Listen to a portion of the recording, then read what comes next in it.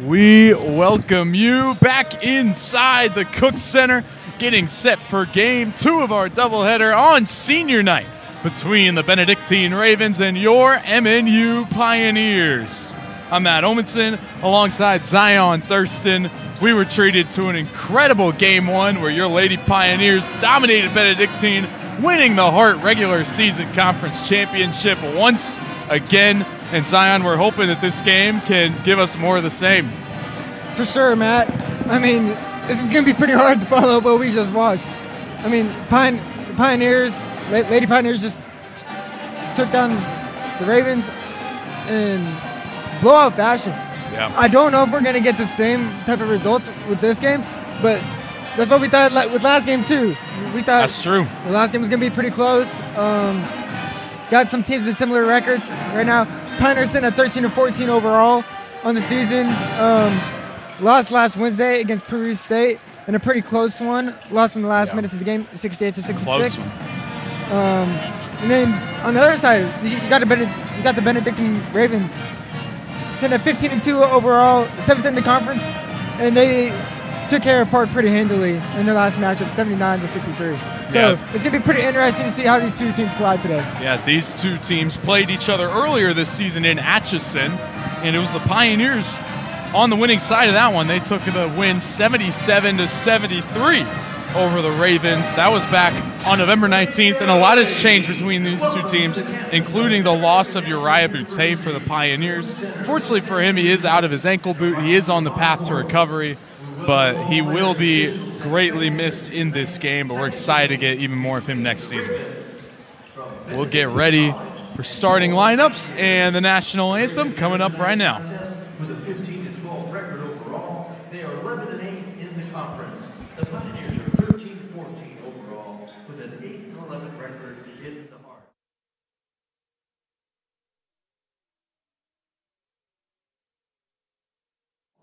A ministry major from Bellevue, Nebraska, and then please remain standing as we honor our country by the singing of the national anthem sung by junior Lindsey Peterson, a music education major from Gardner, Kansas.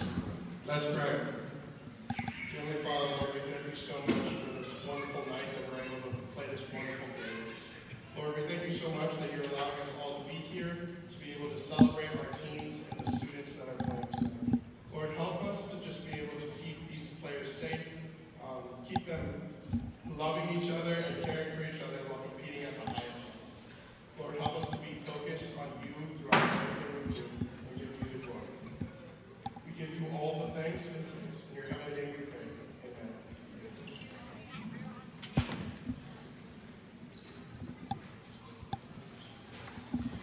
Oh, sing, can you see by the dawn's early light what so proudly we hailed at the twilight's last gleaming, whose broad stripes and bright stars through the perilous fight o'er the rampart we rushed were so gallantly streaming, and the rocket's red glare, the bolts bursting in air, gave proof through the night that our flag was still there.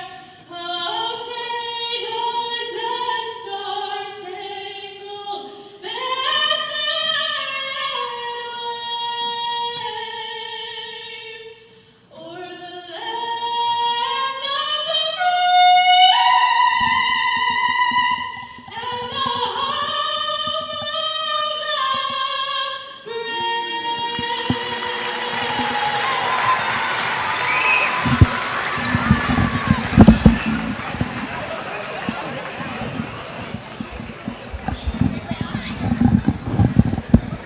And now for tonight's starting lineups, first for Benedictine. Starting at guard, a 6'4" graduate from Cleveland, Kansas, number 1, Preston Reynolds. At the other guard, 6'4" junior from Knoxville, Virginia. Number 3, Jack Andrew Woody. At the other guard, 6' sophomore from South Bend, Indiana. Number 4, Glenn Sullivan. At the other guard, 6'2" senior from Lee Summit, Missouri. Number 20, Bryson LaRue. And then forward, 6'8" sophomore from Olathe, Kansas. Number 35, Drew Purdy. Benedictine is coached by Ryan Moody.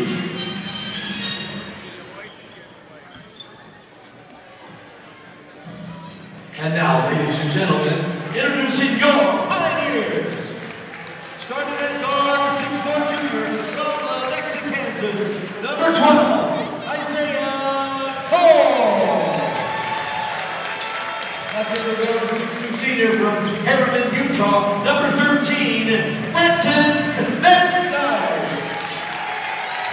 That's the guard, 6'5" senior from Lenexa, Kansas. Number 15, Landon Waller. And forward, 6'4" senior from Smithville, Missouri. Number 14, Andrew Miller. And at the other forward, 6'7" senior from Olathe, Kansas. Number 35, David Hayes. The Pioneers are coached by Adam Hefker, assisted by Trey Brown and Gabriel Jordan. All right, we are set and ready for game 2 of this doubleheader. A little bit of a different starting lineup for the Pioneers that we're used to this season, with the 4 seniors getting the start. You got Landon Wagler and Caden Caberline, who you're used to seeing, but then Brayton Van Dyke and Andrew Miller coming off the bench, getting their starts on senior night. Really special moment for them. Let's get loud in here. Oh, for sure.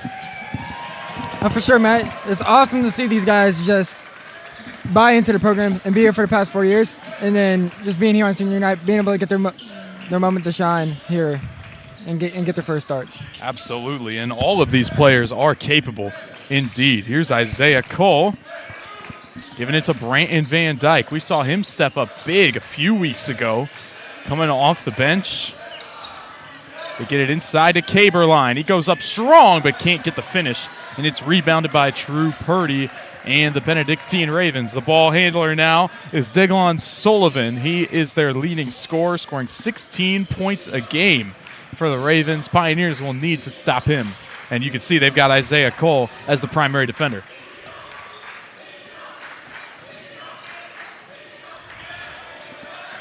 Still a nice hefty crowd on hand in this game, carrying over from the women's game and that impressive win. And how about that? The Pioneers force a shot clock violation on the first defensive possession. Yeah, great defensive possession right there from the Pioneers. Just be able to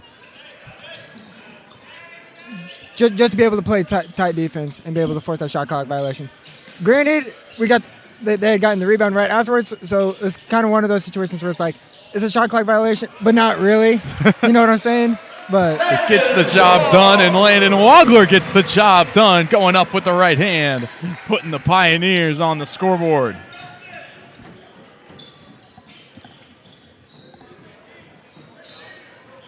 Oh, nice cut, back door. That's Jack Vanderwoode making the cut right there. Going to swing it around to Wagler. Unfortunately for the Pioneer men's team, postseason is not in their future as Van Dyke hits a 3 from the wing.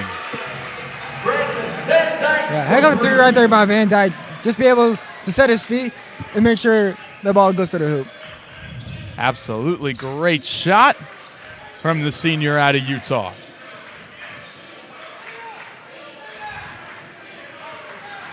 Andrew Miller getting back down, and a nice post move on the inside. That's Preston Reynolds.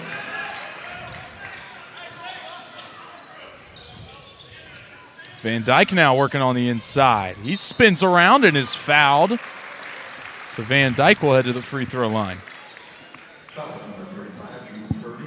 kind of like this decision by Adam Hepker right now. Instead of just letting his seniors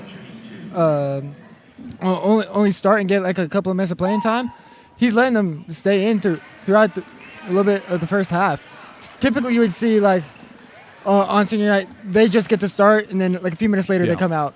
I think it's really cool that he's allowing these guys to have the opportunity to actually get some meaningful playing time. Yeah, it's a really cool opportunity for guys like Brandon Van Dyke. He goes 1 for 2 from the charity stripe. He's got nearly 4 points. Could very well see him check back into this game later. Get it back to Preston Reynolds. And again, Preston Reynolds able to work around Andrew Miller and get himself another post bucket. Caden Caberline in transition now.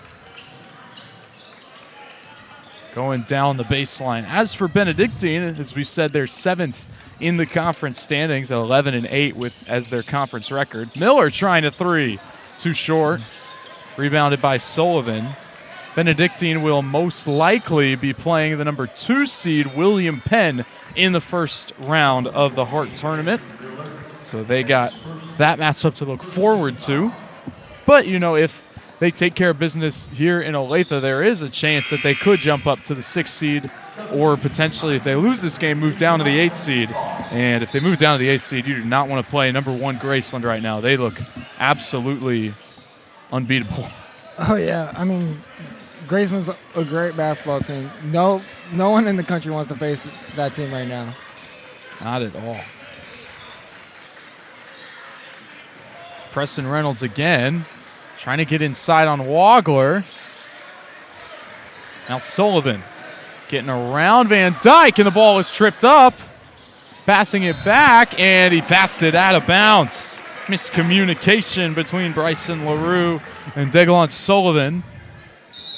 Man, what a great defensive possession right there by Caden Caberline. Being able to sit right down there on the elbow and force a pass, and then coming back again to force another bad pass and make that ball go out of bounds. And get the Pioneers the basketball back. Elijah Voss has checked into this game. Wagler, good pass to Caberline, who finds Cole, and Cole was fouled. He'll head to the charity stripe.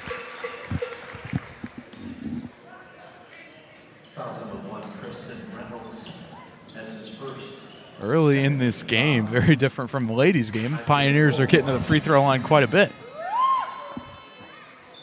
Yeah, I mean, last game we didn't even see the Lady Pioneers go to the line until the fourth quarter. I mean, just a weird circumstance, but here in this game, I mean, they've already been to the line, 2-3 times? So. Yeah. Now Pioneers in a little bit of a press. The Ravens are able to break it efficiently. Just trying to slow down this Ravens offense, give them only 20 seconds to work with instead of 30. Sullivan gets a screen.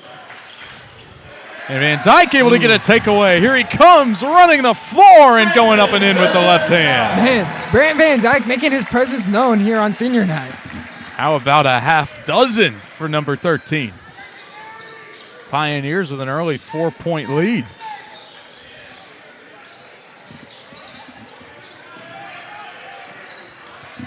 Sullivan trying to drive inside. Wagler able to stay in front. Going to kick it out to Reynolds. Then gets it in the corner, and they have to kick it back out. Only 5 seconds to shoot. LaRue trying to create space. Throws up a 3. No good. Rebounded by Zay. And that's what you want if you're the Pioneers defense. You want to make this Benedictine Ravens team shoot the 3 ball. They're not very efficient from the 3. While they may shoot the ball pretty well, from outside the arc, it's not that efficient. Back-to-back quick turnovers have the Pioneers back in transition. Cole goes up strong and gets the basket to go. Pioneers, what a hot start on offense.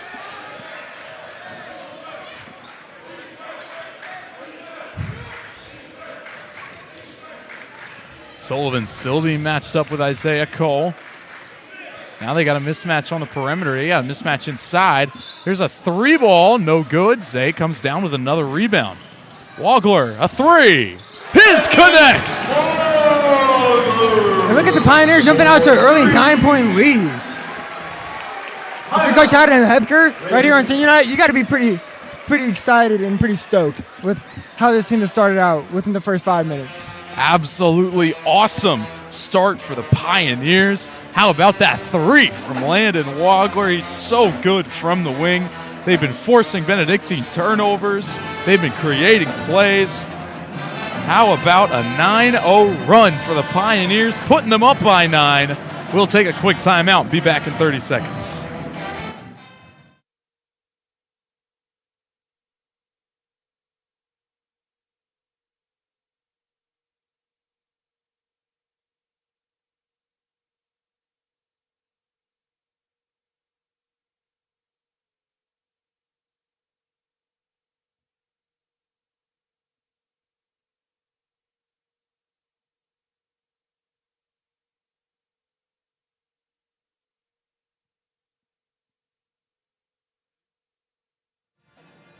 Looks like our producer, Elijah Cox, is giving you a nice little replay, trying to see if we got an extra point out of that one, if his foot was maybe on the line. Looks like the officials are looking at that right now.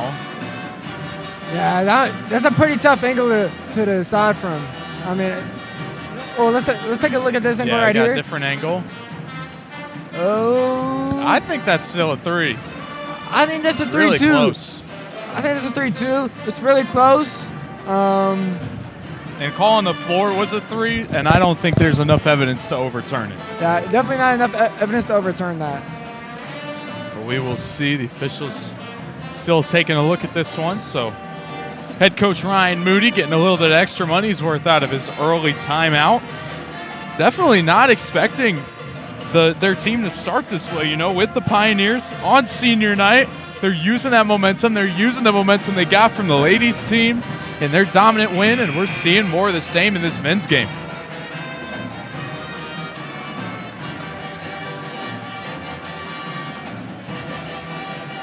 All right, call on the floor stands. It's a 3-pointer from Landon Wagler. Your score is still 15-6. Looks like the junior Malachi Bryant has checked into the game. Yeah, now you've got a more typical starting 5 on the floor for the Pioneers. You got Malachi Bryant, Isaiah Cole, Landon Wagler, Elijah Voss, and Caden Caberline. That's a nice move from Deglon Sullivan driving to the hoop.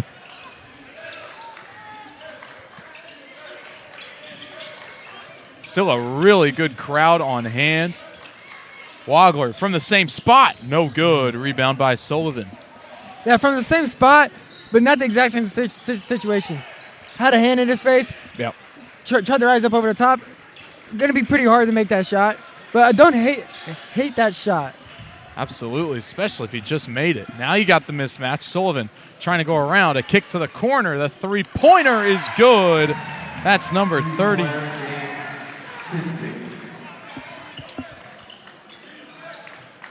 That's number 33, Gabe Sidsvik. That's a fun name. Guess we're coming down to the end of the regular season. We really got to decide our name of the year. I think it's still Taco from Game 1, man. Jeez. Voss from the wing. No good off the front of the rim, and a rebound by the Ravens. And Sullivan again driving to the hoop, and a nice teardrop finish over the top of Caberline. Ravens starting to get back into this game on a mini 7-0 run for Benedictine. Yeah, and you can see that Coach Ryan Moody, he's able to get his guys right coming out of that timeout. Able to get them in the right positions, and like you said, they're on a 7-0 run now. Cole got it. 6 seconds to shoot. Kick to Wagler. The 3. Rims out, but Voss able to track down the rebound. And a great pass, feed to Caberline, who gets an easy layup. Great pass indeed, and great awareness from both Isaiah Cole and Caden Caberline to be right there on the same page. Exactly. Yeah, Isaiah Cole nearly traveling, but able to get the ball to a wide-open Caberline before. And there's another great screen, giving Sullivan another basket. Man, Benedictine just loves to screen Sullivan hard, and he crashes over. Pioneers going to have to change the game plan on that. How about Caberline driving? He's going to be fouled before the shot, so MNU will get an inbounds play. It's an interesting call. Going to call it on number 30. That's Aiden Sullivan. Got some subs for both teams coming in right now. Makai Blakeney and Kobe Nunez coming in for the Pioneers. Yeah, with the Ravens also playing big. Figure now is a good time to bring in Blakeney, someone that we're very excited to see play for the next couple of seasons here in Olathe. Bryant, double teamed, has to kick it out to Caberline. Back to Bryant. Deep three. No good, but Nunez fighting for it. Now Wagler ends up with it. And a great pass inside. Back to Kobe Nunez. Great job from the Pioneers offense right there. Malachi Bryant misses the three-point shot, able to secure the rebound and keep that play alive. And then results in second chance points right there. Absolutely. There's another three-pointer. No good, but Sullivan, what a rebound. And he's able to go back up and in. Diglin Sullivan, what a finish.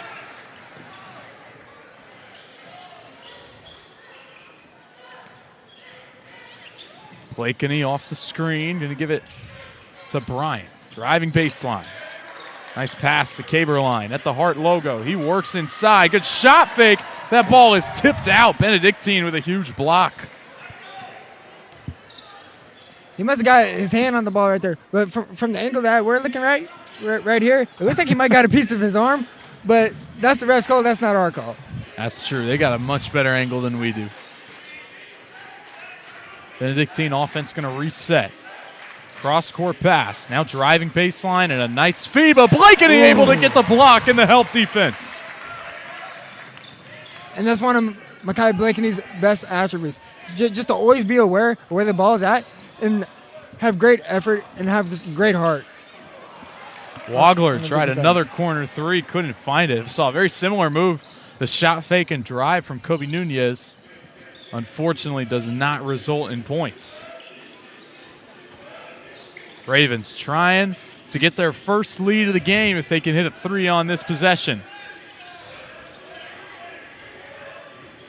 Now they got the mismatch.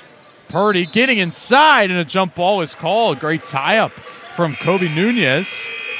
Yeah, he was kind of trailing right there. It was a good job by Kobe Nunez just to get his hands in there and get his hands on that ball. So the shot's not able to get up, and he's not able to kick that ball out to the corner either. Yep. So you see that great feed from Caberline showing why he is leading this team in assists this season. We've hit our under 10 media timeout. Pioneers still on top by 2. We'll be back in a few. You need Jerry. You said in Jerry law? Injury law. In Jerry law. Injury? You need Jerry. In Jerry law.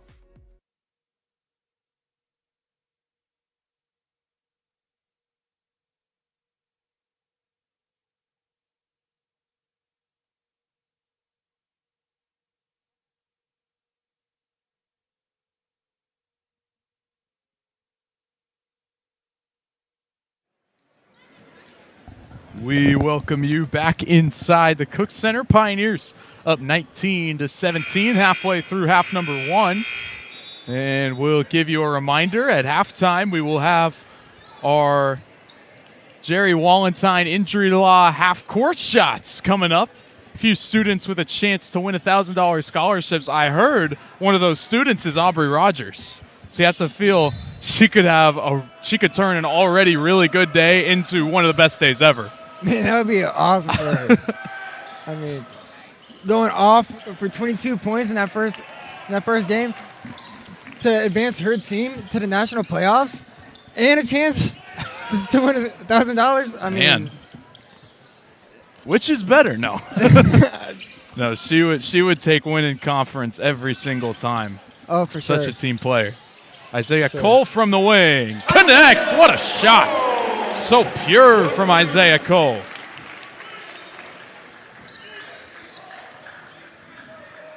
And now with Deglin Sullivan out of the game, how will the Ravens generate some other kinds of offense?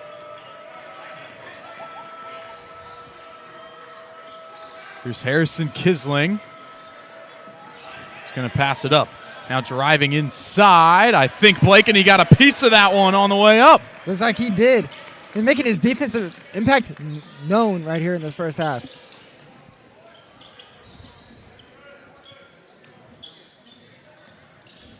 It's a great pass from Jaden Haney. He's only played in a couple games this season, but they've made him count. And Blakeney got blocked on the way up. Oh, my goodness. Woo! And a hard foul. Hard foul indeed. Let's take a look at that one again. Wow. Isaiah Cole went up and rejected that one. Unfortunately, got a piece of Bryson LaRue's arm as well. So LaRue will shoot a couple of free throws. He is actually the best free throw shooter on this team at 77% as he drills the first one there. If there's one area you can take advantage here on the Benedictine Ravens, if you're the Piners, it is the free throw game. I mean, It's true. Benedictine is shooting 63% from the line this season, which isn't very good. If you're able to take advantage of those opportunities when they're at the line and make your buckets, you should have a good formula for success. Yeah, and especially at the end of the game where we see, the kind of the trading fouls game that happens with a team trying to catch up. You can foul the right guys and give yourself a much better chance to come back. That shot got tipped, and Benedictine comes down with the rebound.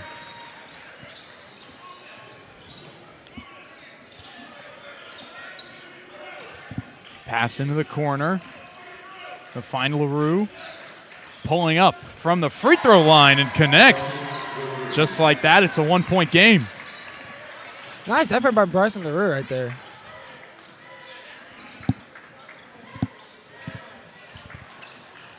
Kai Blakeney faking the handoff. It's now inside. Good spin move going up strong, but can't get the finish. Preston Reynolds with the rebound. Yeah, I like that idea right there, but going up against a taller defender, trying to back him down, maybe not the best idea. Right. Spin out. That's a three. Connects. Drew Purdy able to hit that one. And Benedictine has their first lead of the game.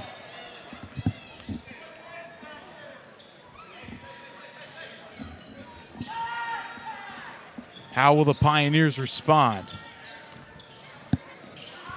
Here's Malachi Bryant. Gets the switch. Tried to feed it inside, but the pass is deflected. Benedictine in transition. Purdy is fouled on the way up.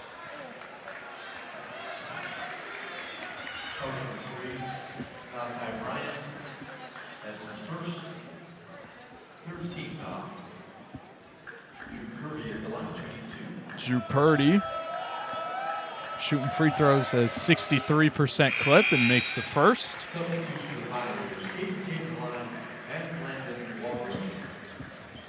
A couple of starters checking back in for the Pioneers as Caberline and Wagler come onto the floor.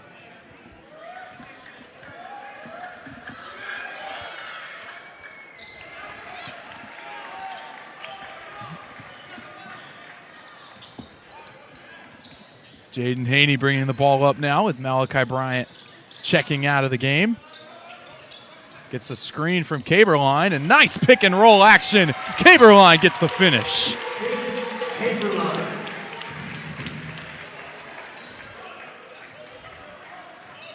So an interesting storyline for the Pioneers. Elliot Mogren is a late scratch from today's game. So hopefully he's doing okay. Yeah, we didn't get any type of report about that. I mean, hopefully he's in good spirits. Hopefully it's just something minor. How about Deglin Sullivan with another bucket inside? He's up to double digits now with 10.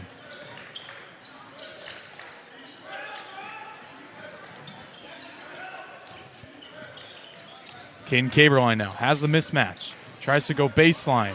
Haney saves it, and a nice pass to Isaiah Cole, who puts it up with the right hand. What a great effort from the Pioneers on that possession. I mean, Caden Caberline, he's falling and gets the pass to Jaden Haney. And then the pass is a little bit right there on the sideline. So Jaden Haney has to make another tough play. And he's able to cut that inside and make a play. Yeah, that's a couple of great passes from Caberline and Haney. Here's Parker for three. No good. Caberline chases down the rebound. Neck and neck in the rebounding stat. 10 rebounds apiece for each team. And that's something you like to see from the Pioneers. Last Wednesday against Prairie State, they weren't able to rebound the ball a whole lot. I mean, going into halftime, they only had 8 rebounds. It's nice to see, with 5 minutes left here in the first half, that they're already at 10. Transition bucket from Isaiah Cole after the block shot from Jaden Haney. Man, what a play by Jaden Haney right there. And to get that ball all the way down on the other side of the court, just to get an easy 2 points. I mean, it can't get much easier for you. Absolutely. Tied at 28 now. Nice drive by LaRue and a great finish up and underneath the basket.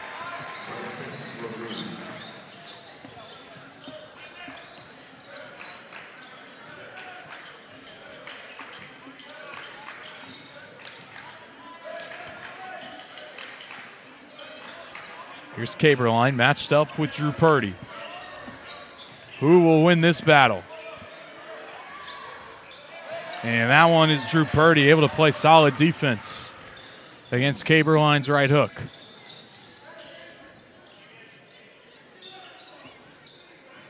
Swing it around. Benedictine in the 5-out offense, trying to create space for drives like that, and Preston Reynolds able to put up an impressive layup. Benedictine's largest lead of the night now.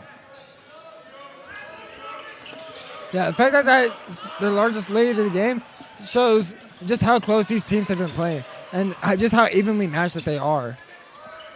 Absolutely. You know, you have two teams that were very close in the standings, as Haney is going to get called with an offensive foul for pushing off with the elbow. Yeah, Matt, I think that's going to be the right call right there. You just, like I said, just seem like extend with the elbow, and then, I mean, refs are going to call that every single time. Yep. We've reached our final media timeout of half number one. See a couple of nice buckets from Isaiah Cole on the replay. Pioneers down 4. We'll be back in a few seconds.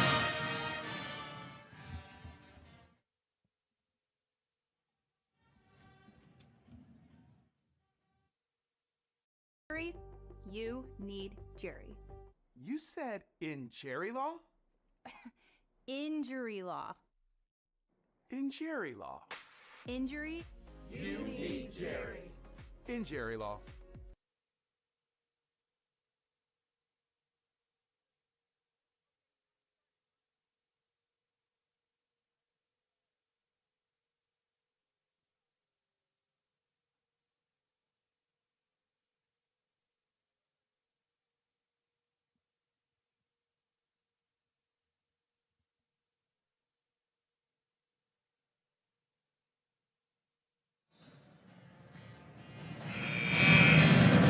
We welcome you back inside the Cook Center. 3 minutes left in play here in half number one. It's what has been a first half of runs. It was the Pioneers getting out in front early, taking a 15-6 lead before Benedictine was forced to call timeout.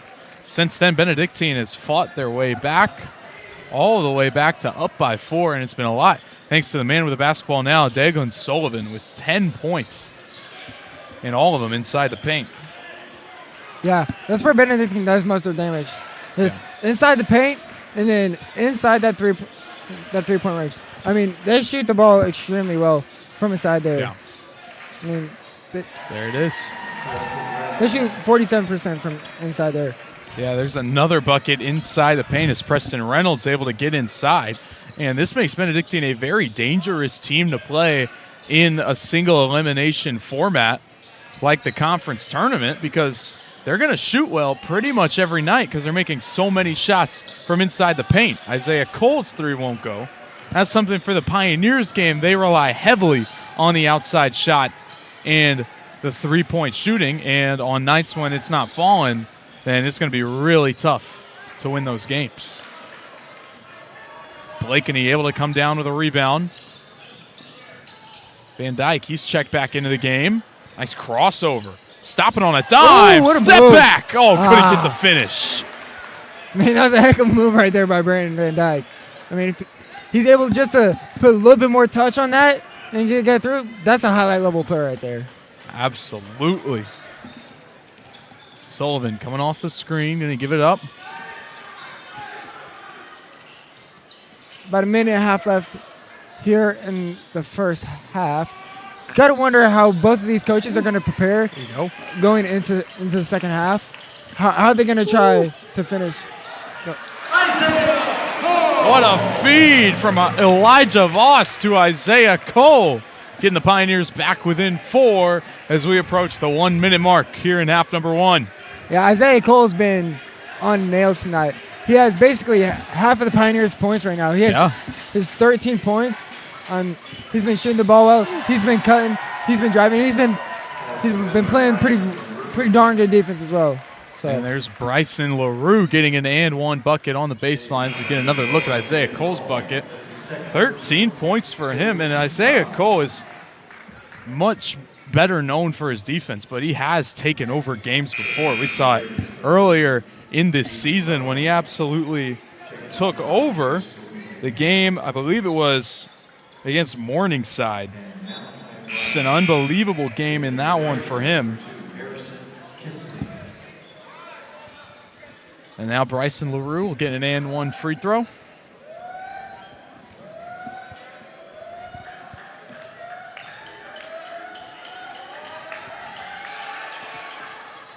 Knocks it down. Ravens up by 7 now. Malachi Bryant will check in. Nice pass to Wagler in the corner. Doesn't get the shot off, and he loses the handle on it. So it'll be Raven basketball now with 40 seconds left. Yeah, I feel the Pioneers right there. You just you want to make sure that you keep in control of that ball. You don't want to give the Ravens another chance to extend their lead going right here in the half and gain even more momentum. Coach Hepker will go ahead and use his allotted first half timeout. You use it or you lose it. He says I might as well use it. We'll be back in 30 seconds.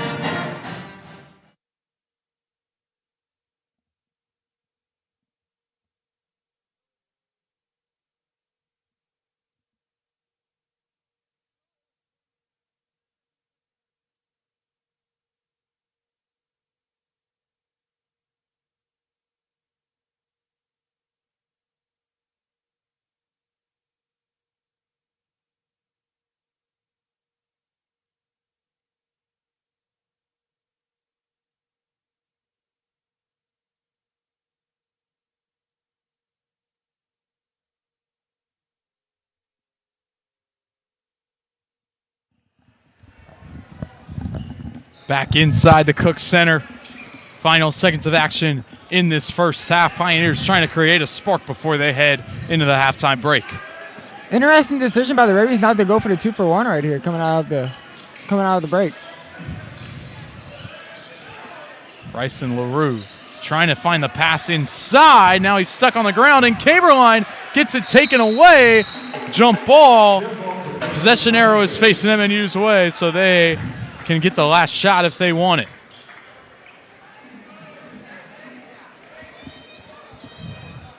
Stick with the same lineup here for the last 15 seconds. They had Elijah Voss coming over, but Coach Hepker sent him right back to the bench. So you got to wonder, maybe Coach Hepker thought the ball was going to stick with the Ravens. Yeah. Maybe bring him in for defensive reasons.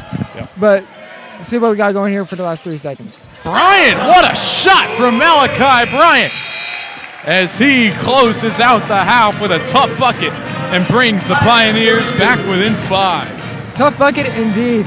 And that's the type of bucket that you needed going here into the second half, that down 5. You need to build off that momentum, and going into the half, you need to make the adjustments necessary. Yeah, there will be adjustments made. We'll get you set for your halftime features. We got some speeches from some players and coaches, as well as the halftime shot presented by Jerry Walentine Injury Law. So stick around. We'll be back in about 12 minutes.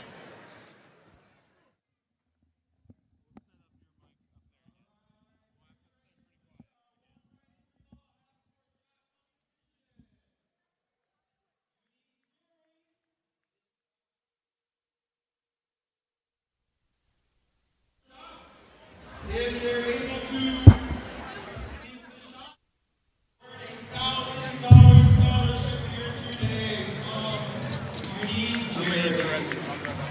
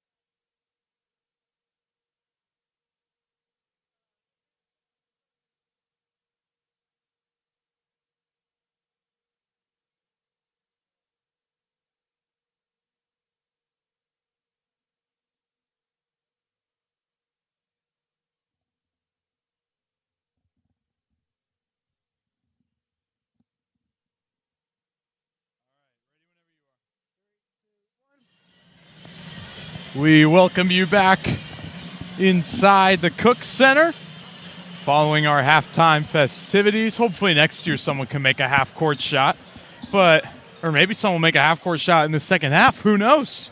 The way that both of these teams have been shooting the ball so far is very much could be the case. Ravens are up 37-32, and Zion will take you through some of the first half stats. Yeah, of course, Matt. Pretty close game.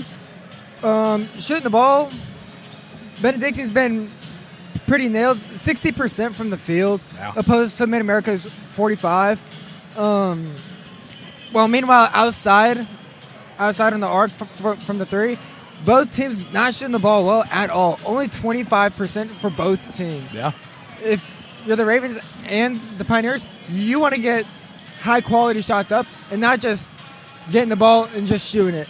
Opposed from that, though, tied in total rebounds. Both teams clashing the glass pretty well. This game is just going to come down to the last couple of positions. Yeah. Who wants it more and who's going to make the right plays at the right time. Yeah, you have to think for the Pioneers, this being the final game of the season, they're going to give it everything they've got, and some players certainly have. Isaiah Cole has been leading the way offensively. He's got 13 points on 5 of 6 shooting with 3 rebounds and 2 assists, as well as Brandon Van Dyke. He's been shooting well. He's got 6 points with 2 assists and a steal as well. As for the Benedictine Ravens, it's been Daglin Sullivan leading the way. It's been 10 points, all 10 points in the paint on those layups, and he's got 6 rebounds as well. And for being a guard, that is extremely impressive. So Sullivan is on double-double watch, as well as Bryson LaRue. He's had a solid game. He's got 9 points, along with 3 of 5 shooting. How can the Pioneers respond to these ball screens that they're setting, getting Sullivan inside in the paint? Because he is an elite finisher at the rim. We haven't seen a finisher like this at the rim at all this season in the Cook Center. And so how are they going to be able to get bodies in front of him? How are they going to be able to keep him from even getting in the paint in the first place? That is what we're going to be watching out for in this second half. For sure. Should be an exciting second half here for the last home game for the Pioneers.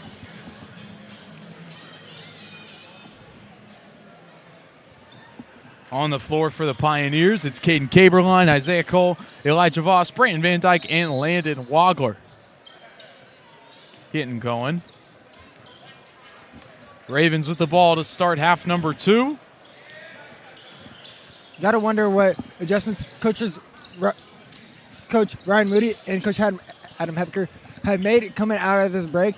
Like we said, pretty close game so far, but who's going to make that extra play? It's great defense from the Pioneers, forcing Bryson LaRue to travel, and that's a good way to start on defense. Yeah, unfortunately not allowed to play hopscotch in basketball right there. Voss from the wing. Just a little bit too strong, and it goes over the backboard.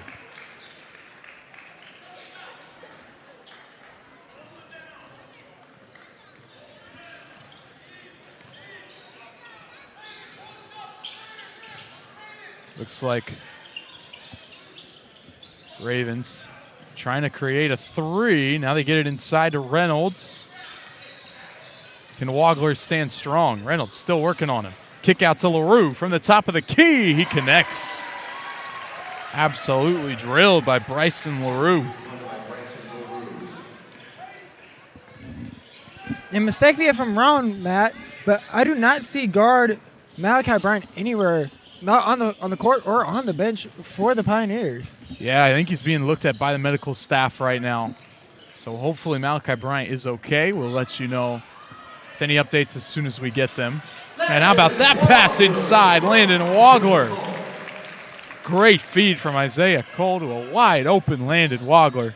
Great response to the 3.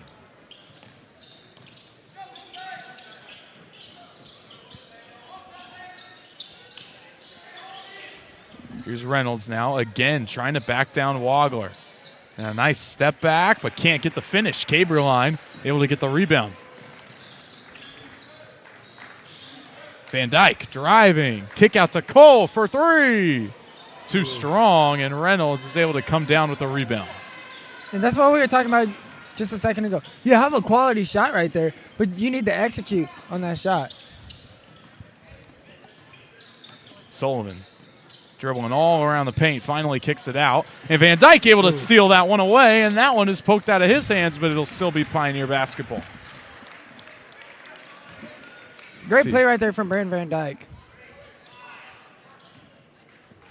Yeah, forcing another turnover. Turnovers, not a ton in the first half. Only 6 from Benedictine in the first half and 5 for MNU. Both teams taking care of the ball pretty well. And try to get inside the Caber line. He's able to chase it down. Now Isaiah Cole giving it to Van Dyke. The three is good. Man, was some great ball movement right there. Caber line finding Cole on the inside, and they're just kicking out to Van Dyke for the three. I mean, whatever works. And that gets the Pioneers back within one possession. nice to see the Pioneers trying to find something to work within and all the chaos in itself right now. Nice move by Purdy. Wagler gets a hand on it, and he did tip it, so it's not a backcourt violation. Benedictine only 4 seconds to shoot. Has to throw up a three. No good. Van Dyke rebound. Yeah, I'm not so sure he was as much as got a hand on it as he did his arm. He was he was literally just moving his hands up and down like he would as he's just trying to guard his man. And the patch just somehow comes in and hits him right on his arm right there and is able to force, not the backcourt violation, but for the ball to go backwards. Saw the catch and shoot ability from Brandon Van Dyke on that three. See Malachi Bryant is back on the bench. Looks like he's available to check in whenever his name is called upon. Voss now trying to back down his defender. Trying to get inside. Throws it up but cannot get the shot. How about Van Dyke chasing down the rebound? Man, he's shown some great hustle and some great effort tonight. I mean, he's just been everywhere. And look at the senior showing out on senior night in his start. Hey, man, what a shot right there from the Pioneers. Elijah Voss ties things up at 40. Something that we've watched closely with this Pioneers team all season, their ability to get hot to start the second half. And the transition pass didn't quite work out there. I think right there, Pioneers did a great job of gaining momentum, but they just kind of throw it away a little bit by just getting a little bit too excited and trying to throw a pass down the entirety of the court. Yeah, and that's something about Brandon Van Dyke is he is super confident in the way he plays, which you love as a coach. He has so much confidence. Sometimes it's a little bit too much confidence. Sometimes he thinks he can make some absolutely insane plays, and he absolutely can. Just couldn't quite connect on that pass.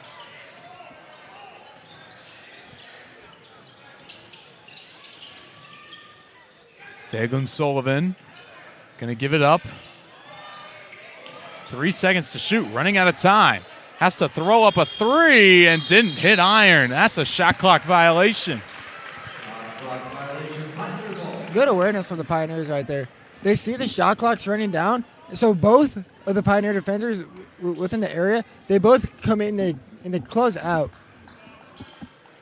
Yeah, that's a great 30 seconds of defense from the Pioneers. Trying to tie this thing back up.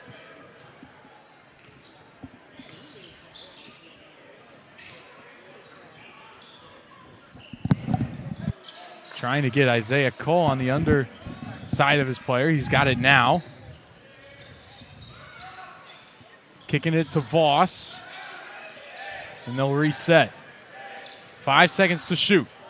Wagler driving strong. Step back. No good. And it's good. The shot counts from Voss. And I think Benedictine's bench is not super excited about that. I don't think they can think that it hit the rim. Well, the initial shot didn't hit the rim, and they're wondering if Voss got it off in time. Looks like they're going to go ahead and take a look at this one. So let's see what we've got here. And, yeah, I think this one's going to be coming back. Yeah, I think head coach Ryan Moody might have a case right there on that one. Yeah, it looks like that's going to be a shot clock violation. So we will stay at 42-40. And I think this one is going to go ahead and stretch into our first media timeout. But we'll stay here with you guys as we get set Zion, what did you like about this first 5 minutes of the second half for the Pioneers? For Pioneers, I like how they came out firing. I mean, down 5 at half, cutting the lead down to 2 right now. Able to play some great defense and able to hit some timely shots. And the thing that I love the most, the playmaking and the heart and the effort as well. Yeah, absolutely. Some great effort from these guys. Really staying in this game. What I've really liked is their ability to get these offensive rebounds. They're out rebounding Benedictine offensively 5-1 now in this game, and we saw Van Dyke chase down one earlier. We're seeing a lot of really good plays made because of their ability to crash the boards. For sure. And Van Dyke, he might not have all of the stats right now, but he don't get it wrong. He has been everywhere on this court tonight, just hustling and making plays. In his final game as a Pioneer, Brayton Van Dyke is making plays, trying to get one final win in his career. Preston Reynolds trying to play spoiler. That's a good shot fake right there, but the midi is no good. Ball's being tipped around, and it's tipped up and in. I don't even know who tipped that in. Someone did in that sea of bodies. I think that might have been Declan Sullivan right there. He was in the area. They're going to give him the bucket. And the cross-court pass is off target. Pioneer turnover.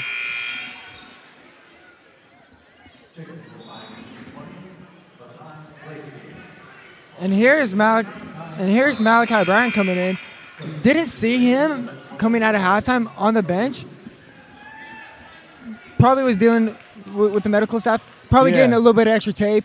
Yeah, looks like he's got some KT tape wrapped around his left shoulder. So I don't know if something happened, if there was a play where he tweaked it or whatever's going on, or maybe it was bothering him coming into this game. But that's what the trainers were looking at earlier, but playing through it here tonight. And what a nice deflection from Isaiah Cole.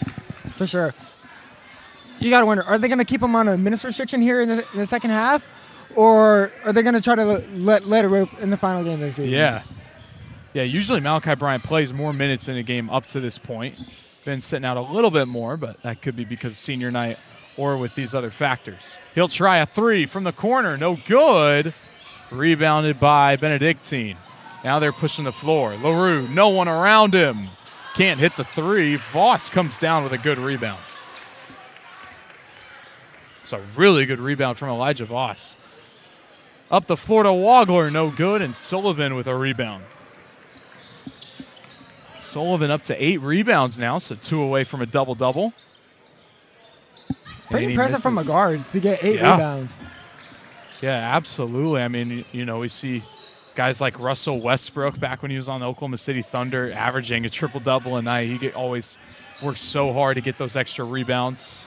I'm seeing a guy like Declan Sullivan doing the same thing.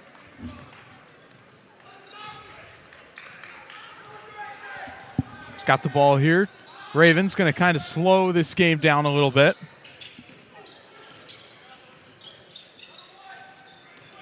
They find LaRue. They're going to get it inside. A nice move. Can't get the shot to go, and a foul is called on Benedictine. Yeah, I think they're going to call that on number 2, Harrison Kinsley. They're going to get it on number 30. They're going to get Sullivan with that one.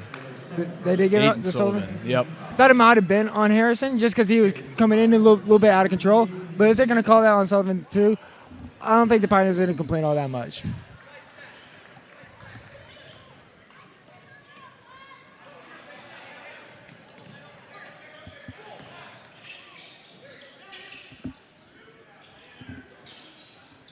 Trying to find Blakeney inside. And he does a nice move inside, able to go up with the right hand. Making this one a 2-point game. Again, Benedictine kind of slowing things down. A little bit of the energy in the crowd has kind of been lost a little bit. Hoping it'll pick up as this game comes to a close. We got a tight one here in the Cook Center. For sure, Matt. And it's the moments where it's dead right here is where it matters the most, I feel like. Can you dig deep when there's no energy? Who's going to step up and who's going to be that leader? Benedictine pushing the floor, and Cole nearly got a piece of that one, but it's blocked. And a timeout is called by Coach Adam Hepker. The Ravens are up by 6, 48-42 after an excellent transition bucket. We'll be back in 30 seconds.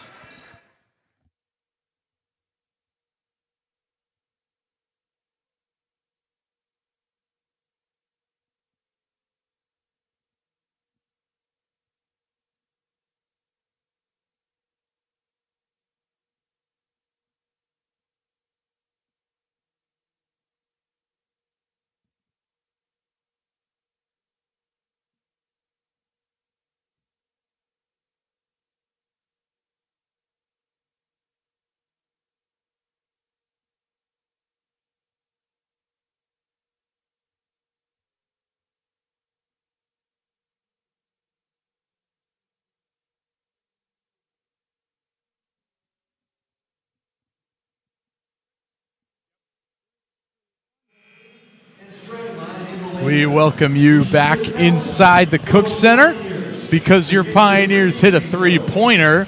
Every Pioneer fan can earn a cup of free queso at Torchy's Tacos. You head down to Torchy's, tell them go Pioneers, get yourself some queso, maybe get a little burrito. There you go. Taco, quesadilla, whatever you're feeling. Yeah, I might have did that last Wednesday. Come on now. Yeah, I encourage any of y'all to go take advantage of that because it is most definitely worth it. Got living proof right here that queso deal works. Jaden Haney and Malachi Bryant are into the game here. We're seeing some interesting lineups. Blakeney able to go up and get that one. Now Haney trying to drive. Good pass to Cole, but it's stripped out of his hands, and Elias touched it. It'll be Raven basketball. Yeah, the Pioneers just need to keep control of the ball right here. Didn't turn over the ball a lot in the first half, but within the first 10 minutes of this second half, I feel like you've seen a little bit more turnovers, a little bit more sloppiness. Yeah. You really just would love to see them take control of the ball and just make the right plays. Yeah, and right on cue, you see a turnover from Benedictine. Ball coming off of one of the players' foots, whatever you want to call it. Yeah. Who needs grammar anyways? Yeah. And Malachi Bryant sends that one sailing into his own bench. Another Pioneer turnover.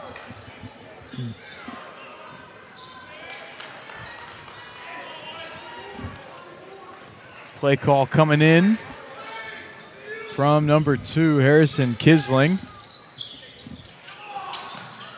They get the ball to Preston Reynolds by Isaiah Cole, matched up against him.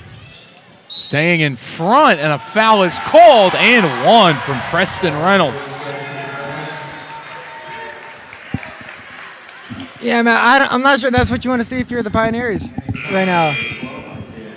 Just you're in the right spot, but just can't execute, unfortunately. Yeah, just barely made contact with Reynolds on his way up, and he'll shoot an and one free throw. Yep. Especially with Declan Sullivan heading to the bench coming out of that previous timeout. You would really love to see the Pioneers come out and take advantage of that substitution. So far, I haven't done much with it. Pioneers sizing up a little bit with Blakeney and Caberline on the floor at the same time.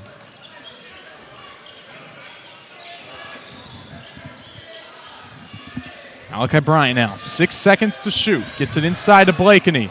Trying to kick it out, and again, another Pioneers turnover on offense. Nothing is working right now.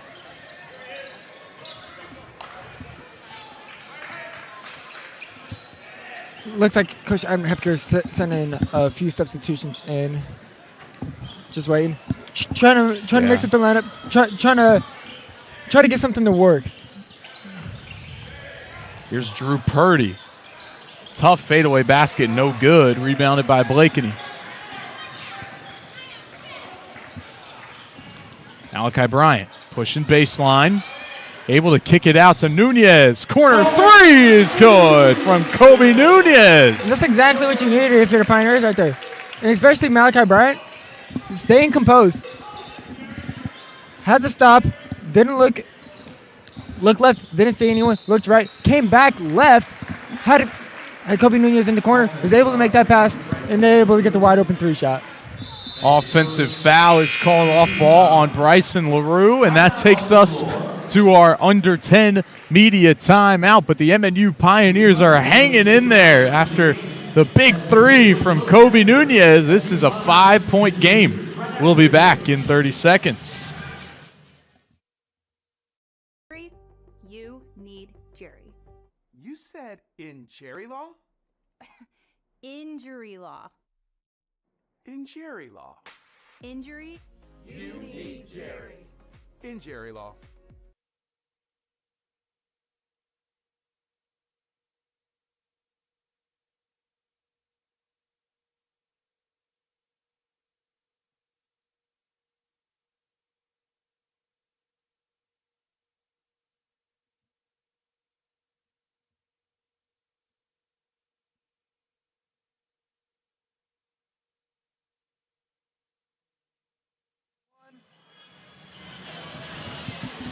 Back inside the Cook Center as we are closing out an incredible night of basketball here tonight after the ladies dominated against Benedictine to win the regular season championship, a 67-46 win, securing the regular season championship. They will be in action here in the Cook Center this upcoming Wednesday night, still awaiting to see who we will face as that bracket has not been released yet. But again, it'll be Wednesday night. Not quite sure what the time is. We can look that up for you. We'll make sure you know before the end of this one. Yeah, I'm pretty excited to see the Lady Pioneers take action here in this conference tournament coming up. Great kick out. Nunez from the opposite corner, and he's 2 for 2. Look at Kobe Nunez staying high, coming in out of that timeout. Hit the 3-pointer going into the timeout, forcing Benedictine to make a timeout. And then hitting the one coming out of the timeout, too? That's got to be a little bit demoralizing. Now it's just a 2-point game. Pioneers needing a stop on defense here to keep the momentum on their side.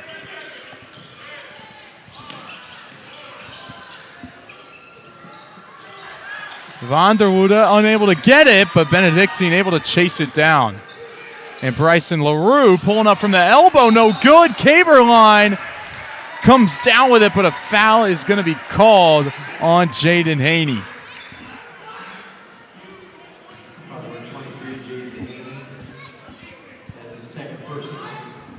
Not a lot of whistles, especially in the second half, but not even in the first half either.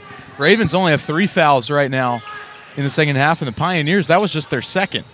So both teams will be far away from the bonus for quite some time. Yeah, you kind of like the refs letting them play out through the game. Yeah, especially here in the last game of the season. You know, this is gonna be some of these last guys' games, probably ever, besides pickup basketball. Absolutely. But I mean, just letting them play the game. I mean, you love to see that from the refs. Elijah Voss recently checked in, gets the ball here. Back to Kobe Nunez, the hot hand. Can they find a way to feed him? Haney driving and finds Malachi Bryant. That's a great cut and a great pass to tie this game at 50. Great job by the Pioneers here in the last 2 minutes. Just clawing their way back in. You have Kobe Nunez hitting those 2 big 3-pointers.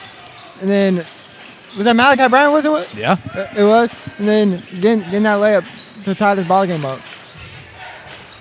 LaRue stuck, falling to the ground, able to get rid of the ball, though. Now Sullivan trying to find his way around. Reynolds tries a 3, and it goes over the backboard. Another great defensive possession for MNU. Great defensive possession indeed right there for the Pioneers. But pretty impressive from Bryson LaRue to even get that ball out in the first place. Yeah, no kidding. Falling over, didn't know where to go. He could just kind of just threw it to his guy on the left. I mean, didn't end up resulting in points for the Ravens, but Pretty impressive play right there from the Roo.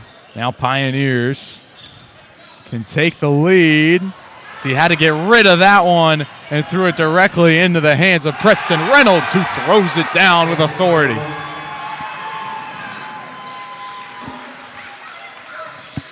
Crowd getting a little bit excited from that slam. Nunez, the hot hand, couldn't make that three. That would have been a big one. Giving the Pioneers their first lead in a while. Their first lead since it was 22-21 back in the first half. And we got a stoppage of play. Looks like it's going to be Benedictine basketball.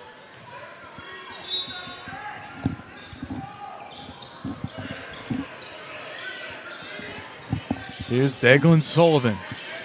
Yeah, he's had the hot hand tonight. He has 14 points tonight. Swings it out. Pretty efficient, too. He's been pretty good from 7 of 8 from the field. Yeah. He's got the ball here, working on Haney. Driving up, strong, and doesn't make the bucket, but gets the foul call, and he'll head to the free throw line. This is what we were talking about earlier.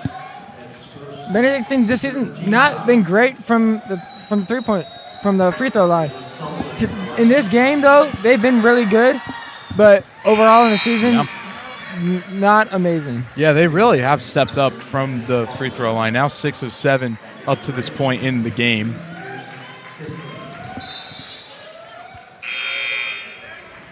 Got another sub. Isaiah Cole is checking back in. He has 3 fouls right now, so that's something a little bit to watch out for, but with 6 minutes left in the game, should be good to play the rest of the game as long as he stays away from any more trouble. Sullivan goes 2 for 2 and stretches the Raven lead to 4.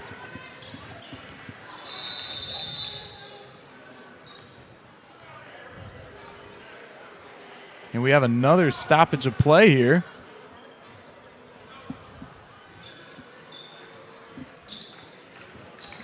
Wonder what we got on this one. Yeah, it looks like this ref is kind of pointing at this close sideline. Closest to us. We'll see. They have a core malfunction of some sort? Or no? No. I guess we'll figure out eventually, I guess. I don't know. We'll keep playing now. Yeah. I mean, we had the court malfunction on Wednesday. Yeah. I mean, the great came up out of the court. We're supposed to put the pull for the volleyball net. I mean, that literally came off within the game last Wednesday. We don't see anything like that obvious right here. So they're just going to keep letting them play. Yep, and great patience from Landon Wagler, waiting to get his defender to jump and leaning into him, earning himself some free throws. Some big free throws here for Landon Wagler. See if he can bring this team closer and cut down that lead.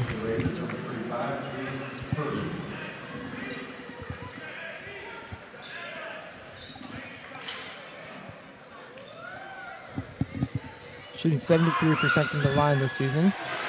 Able to knock both them down. Back to a 2-point game. Pioneers back into a full court press.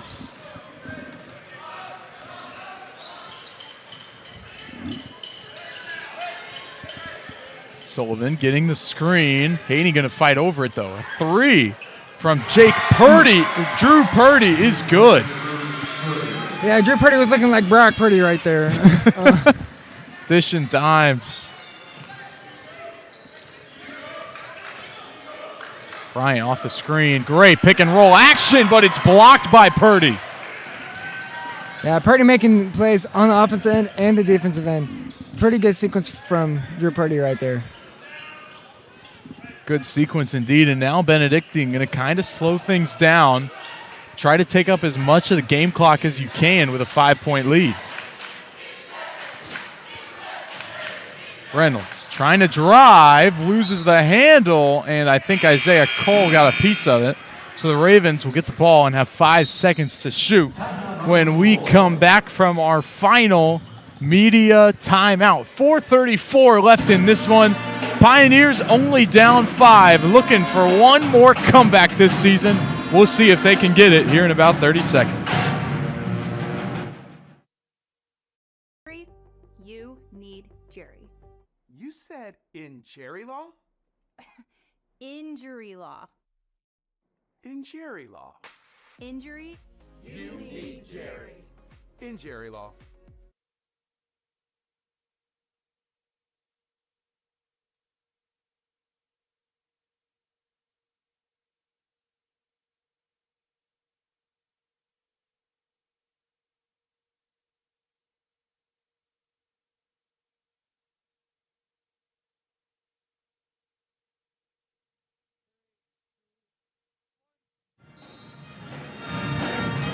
Back inside the Cook Center. Last 4.5 minutes of the Pioneers season is going to come down to another close finish. We've seen so many close games from this Pioneers team all year. Unfortunately, they've been on the wrong end of those close games for a lot of the results, but hoping for one more win, finishing the season at 500 overall would be a huge win for Coach Adam Hepker and company. For sure, Matt. If you're the Pioneers right now, you just want to be smart with the ball and then play some really good defense. The offense will come. The offense will come if you play good defense and just keep control of that ball. Bryant had his pocket picked right there by Harrison Kingsling. And the Ravens will slow things down once again. Sullivan off the screen. Nice pass to Reynolds, but Cole gets the block, and a foul is called. I don't know if I agree with that one. It looked like he got all ball right there.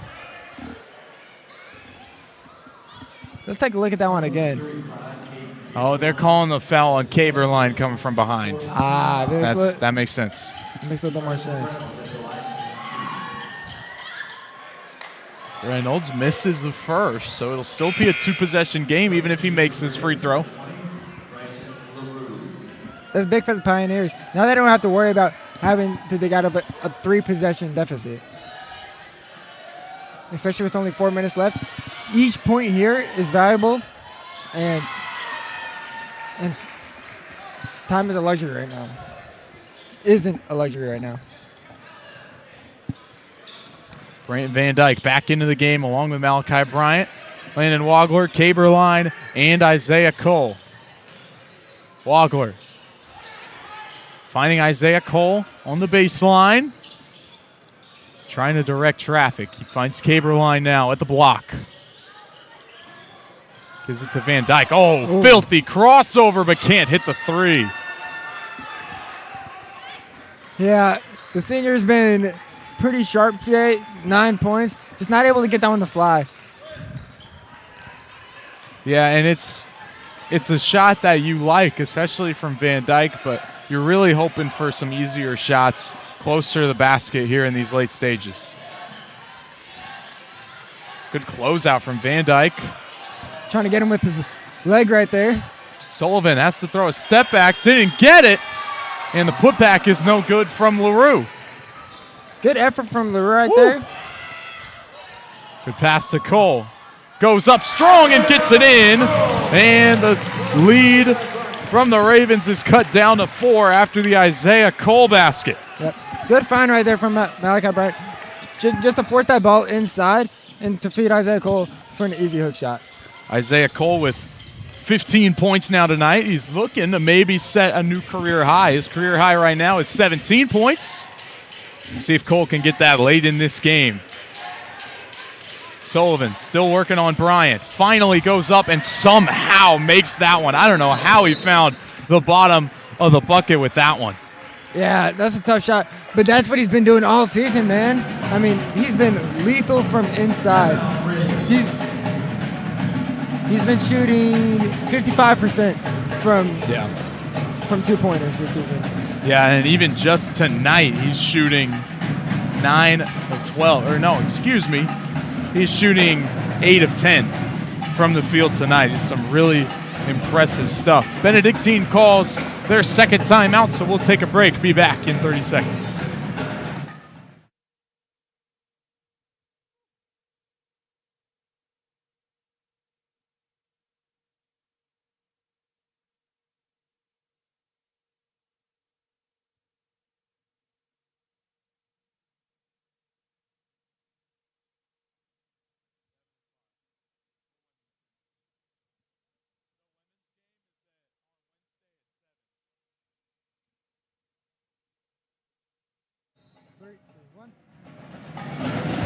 Back inside the Cook Center for the final 2.5 minutes of what has been a very close back and forth game between these two teams. We want to get you excited for the contest on Wednesday. The women's team will be playing in the first round of the Hart Conference tournament against a to-be-determined team. That game will be, again, on Wednesday night at 7 o'clock, so don't want to miss that one. If you're in the KC area, be sure you come out to the Cook Center, support your Lady Pioneers as they try to win conference for the first time in 10 years. Yeah, I imagine that atmosphere is going to be amazing, just like the atmosphere is amazing right here with that three-pointer. Isaiah Cole is absolutely so clutch in these moments, and he delivers once again, making it a one-possession game now. So we near 2 minutes to go. Also hitting his career high right there. Come on now. Three-pointer. Isaiah Cole, a new career high with 18 points tonight. Putting his heart on the line in this final game of the season for the Pioneers. 5 seconds to shoot. LaRue, spin move. What a shot from Bryson LaRue, stretching the lead back out to 5, and the Pioneers have to work quickly. Yeah. LaRue's just been everywhere tonight. Only 5 of 10 from the field, but 5 of 9 from the field, but he's been there when it's mattered the most. And Isaiah Cole is fouled on that one. We'll take another look at his three from the wing. Isaiah Cole, he is a really good three-point shooter. Doesn't take as many shots as some of the other good three-point shooters on this team, but he can connect. And he connects on the first free throw. And this free throw upcoming is pretty big. You have a chance to cut it down to a one possession deficit versus still being down 2 possessions. And he's able to get that one to go. It's a big free throw, 62-59, with under 90 seconds to go.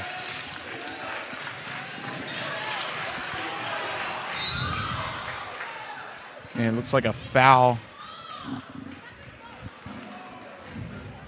Looks like the ref is going to give Benedictine bench a warning for crossing over into the field of play.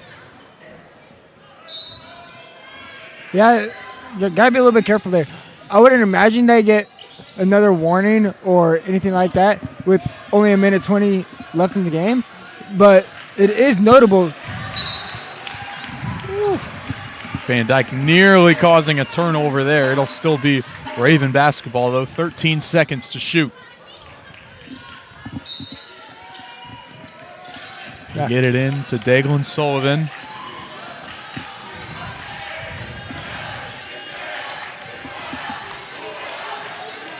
Cole kind of gets a tip away, and the shot is no good. Rebounded by Haney.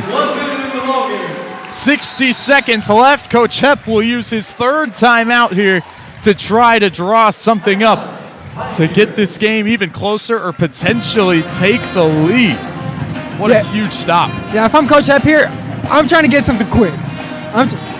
57 seconds on the clock. I'm trying to get a quick bucket. Only go down by 9 and have faith in my defense. Right, you don't need a 3 at this point in the game. As long as you get a shot up before the 40-second-ish mark, that means you can play solid defense on the other end and still have one more possession on your side. So it's going to be really important. Again, do not need a 3. Of course, if the 3 is there, you want to take it and get this game tied up. But yeah, it should be really interesting to see how this one plays out. For sure. Matt, who do you think they want to go to on this possession right here? Man, asking me to call my shot right here. I mean, I think in this game, it's been Isaiah Cole. He has been an absolute demon out there on the court. You know, the decision, I'm stuck between him and Van Dyke, the senior on senior night. Maybe you get it inside of Caberline, who's another senior. Landon Wagler's the senior out there. Man, there's all kinds of great storylines just waiting to be delved into. For sure. I mean, I guess we just got to see and watch. Yeah, we will have to see. Isaiah Cole is going to inbound this one from the sideline. Clock is ticking. Let's see what the Pioneers have drawn up here. It's Malachi Bryant going baseline. Underneath the basket, able to get it out to Cole, and now the Pioneers have to reset, using up precious time. 40 seconds left. Cole driving and gets the basket. What a shot from Isaiah Cole with 38 seconds left. And this is pretty good for our Pioneers now. They have about 6 seconds. No, pardon me, 7 seconds between the game clock and the shot clock. Don't need a foul. And now we see Benedictine's head coach taking his third timeout in a 1-point game. What a tough bucket from Isaiah Cole. Tough bucket indeed. Didn't really have a whole lot there. He's just able to find something and be the star that he is and pull that shot off. Career night for Isaiah Cole, 22 points for the young man. He is trying to will his team to one more win this season. The Pioneers, 13-14 overall this season, would love to get back to 500 as the season ends. For Coach Hepker, just creating that culture that is so hard to develop, especially in this era of so many transfers. With the transfer portal being as big as it is really important to develop a culture, and there's a big difference between a team with a losing record and a team that finishes with an even record. Oh, for sure. I mean, I think you have a lot of great pieces moving forward as well. You have Elliot Mogren, you have Makai Blakeney, you have Jaden Haney. You have a lot of these guys that are young, but they're going to develop, and as long as they buy in within this culture, I think the Pioneers are going to be set for greatness here in the future. Can the Pioneers get one more stop on defense this season? Isaiah Cole, the star. Guarding him right now. No good. Van Dyke comes down with it. Coach Hepker. And Hepker finally uses timeout. Man, the ref didn't see him. He was trying to call it for 2 or 3 seconds, and they do get the timeout called with 7.8 seconds left. Wow, we've seen Dagon Sullivan make so many of those this game. Fortunately, that one did not fall through. Fortunately, indeed. I mean, just taking a nice drive, and 90% of the time, this game, that would have gone in. Fortunately for the Pioneers, this one just rolled off the left side of the rim, and they have a chance to go win this game. You got one play that you've been saving all season, and we are going to see exactly what that play is. Cole's been the hot hand, so you have to think it's going to go through Isaiah Cole. If not him, you've got some great shooters outside like Van Dyke and Wagler, guys we've been talking about. Man, those three guys are a three-pronged fork, man. You can go to any one of those options, really use them here. We'll see what Coach Hep decides to do. How will this play be drawn up? Van Dyke is going to inbound it. 7.8 seconds to go. Van Dyke, the inbounder. Able to save it from going backcourt. Now inside a Caber line. 4 seconds. Bryant has to put it up. And it's good! The Pioneer bench is running out on the court. But the game is not over. There's a tenth of a second left. But I don't know I don't even know if Benedict was even to get up a shot that they would even count it because there's so little time left on the clock. What a shot from Malachi Bryant, man. He's been quiet all night, but delivers in the clutch. What a shot from Malachi Bryant. What? My goodness. He's able to come up and deliver a clutch moment. Unbelievable. We didn't even see him at the beginning of the second half coming off. Wow. Potential injury, still being able to pull off a shot like that. I mean, you got to just feel amazing if you're Malachi Bryant right now. An absolutely incredible shot for the Pioneers. And now with 0.1 second on the clock, get one more angle. What a shot. Look at the crowd erupt in the background. They're going to put 0.6 seconds on the clock for Benedictine. The timeout can advance the ball, but, I mean, they're going to have to just toss something up immediately, either a quick catch and shoot or just try to throw something up near the rim and tip it in. Yeah, if I'm Benedictine right now, I'm going to try to throw it to some of my target players. You have the size advantage right here, unfortunately, for the Pioneers. You have Aiden Sullivan who can go up and get get a tip in. You have Drew Purdy, who can go up and get a tip in. And 0.6 seconds. We're not going to advance the ball right here, actually. Yeah. They got to go the whole length of the court. And now Heppel uses timeout. Just wanting to see what the look was like for Benedictine. See that a lot more common in football, where you kind of read the offense and defense, what are each side going to do. Coach Hepp does the same thing here. Needing one more second of defense this season to get one more big win, earn the season sweep against a rival in Benedictine. One more look at this awesome shot from the Bostonian Malachi Bryant. My gosh. So resilient. And really hoping we get to see him next year. Hoping he returns to MNU. What an absolute stud. Stud indeed. And he's most likely going to send Benedictine down in the standings after this game. That's and true. Make the road in the conference tournament even harder. Here we are, though. We got Preston Reynolds inbounding the ball for Benedictine. He's going up over the top. Cable line comes down with it. And the MNU Pioneers, with an incredible storybook ending on a wonderful senior night. It's the senior Caden Caberline finishing off this game, and the Pioneers getting a 63-62 win over the Benedictine Ravens. Man, that's something you just love to see, especially after these last two games against William Woods and Peru State have gone for the Pioneers. Being able to have a clutch shot from Malachi Bryant to put the game on ice it's just an amazing thing to see. What an awesome finish to this game. What an awesome finish to the season for the Pioneers. How about Malachi Bryant in the clutch? Isaiah Cole with 22 points, your player of the game tonight. Just incredible stuff from all these guys. And what an incredible finish to the season. We'll have a few speeches coming up from coaches and players from your seniors. Don't want to miss those. As for us, I'm Matt Olmanson along with Zion Thurston. What a game, man. Man, what a game. It's been a pleasure. Absolutely. Well, we will see you back here on Wednesday night as the Lady Pioneers face off in the Hart Conference Tournament. As for now, enjoy the wonderful words of Coach Hepp and the MNU seniors.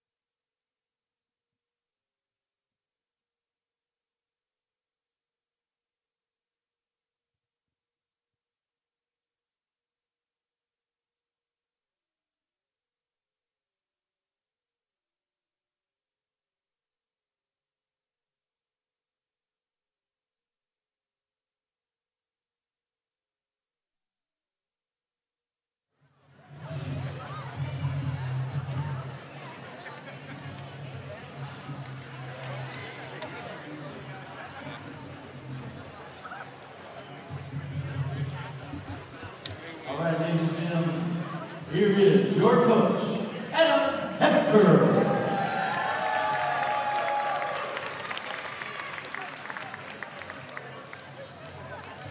I told the officials, don't throw me out. We got to do senior night afterwards. So I appreciate them not kicking us out. Hey, we appreciate you guys sticking around. We have a phenomenal tradition of letting our 5 seniors give a speech and talk about the impact people have had on them.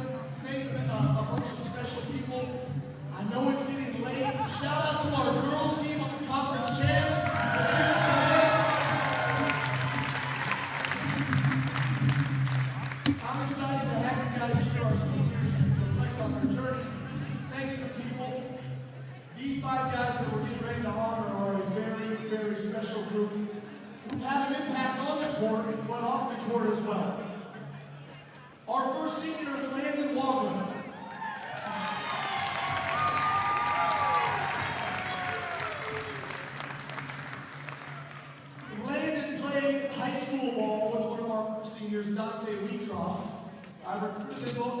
cool. Dante was smart enough to come here right away, but Landon told me no. It still hurts, Landon, it still hurts. I also tried to recruit Landon's brother Keaton too. He ended up in Illinois. We even offered Keaton Pickleman's gift cards and he turned it down. Man, I wish I had Landon for 4 years. He has been so good for us this season. He fits MNU perfectly. He recognizes that it's bigger than basketball. His care level is high, and he will always put the team first.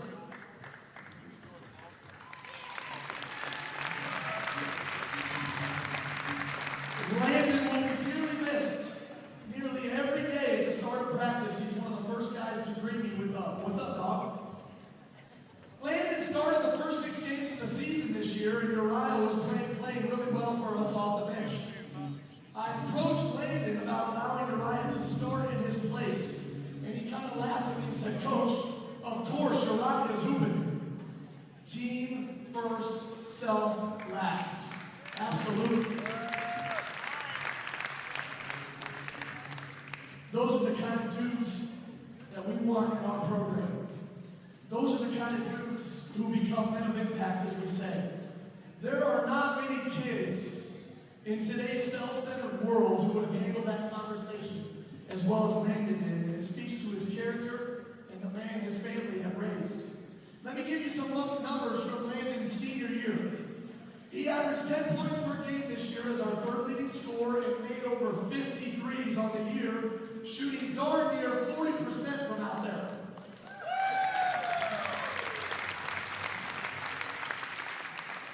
Now, being the competitor that I am, I did a little digging into his previous stats. Last year at a different school, he only averaged 5 points per game and only hit 31 threes, Landon. Figure it out, man. Landon had a season-high 19 points at the end of January against Missouri Baptist, and his shooting down the stretch has been huge for us. Landon's faith is what has struck me the most. It keeps him level, poised, and it seems like he never has a bad day. We pray after each practice, and I often ask a player to pray us out. Now, sometimes that means crickets for a while because nobody wants to pray. However, one of the first times I asked this group to pray us out, it was first-year player Landon who quickly volunteered and prayed for our team. While we will miss his shooting, no doubt, we will miss more his daily joyful approach and his commitment to whatever the team needs. Landon, keep living for other people, and you will continue to have an impact everywhere you go. Ladies and gentlemen, Landon Waddle.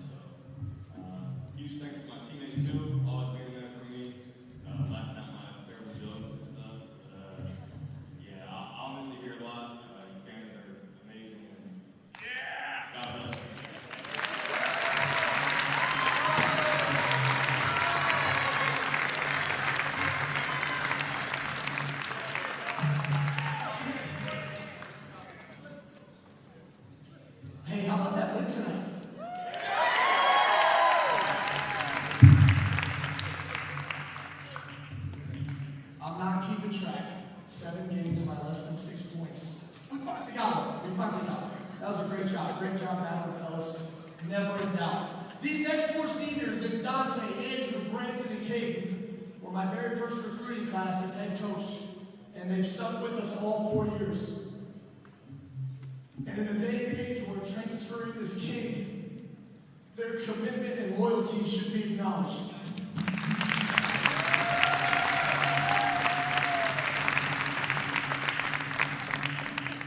First up is student assistant Dante Wheatcroft.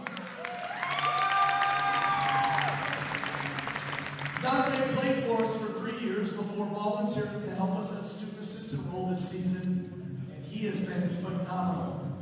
Now, I told you Dante came here out of high school, but in the recruiting process, he originally committed to another school as well before he changed his mind, and I am forever grateful.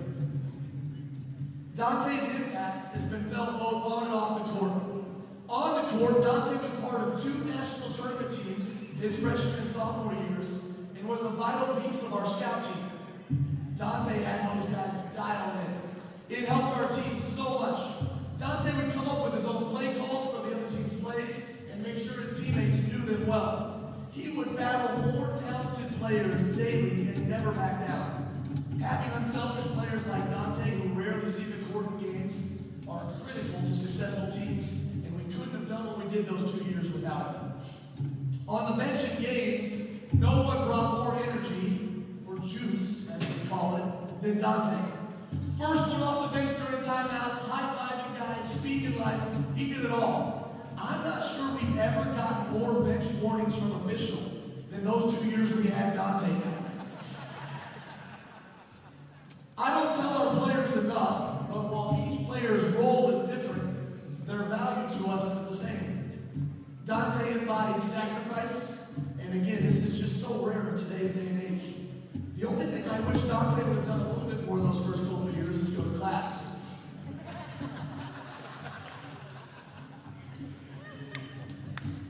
Off the court, Dante was one of the first players when I took over as head coach to lean into and embrace our core values. We teach that we play for an audience of one, and their identity is not tied to this game. Throughout the fall of 2023, and with the help of Benedictine chaplain Josh Parker, Dante went through a really tough place in life, to then set free when he came to know his Lord and Savior, Jesus Christ.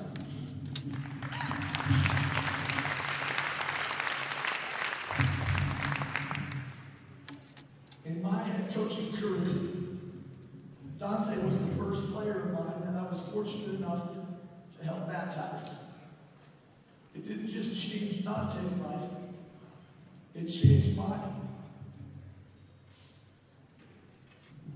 You see, we coach people, and these young men go through stuff. When you get a soaking wet bear hug from one of your players after he's been baptized, you quickly realize what this is all about. Dante, I can't thank you enough for your dedication, your sacrifice, and your commitment to your faith these past 4 years. Your impact is immense, and it will be felt here a long time after you graduate. Keep sending me worship songs, and as always, keep fighting the good fight. I love you, dog. Ladies and gentlemen, Senior Dante Wheatcroft.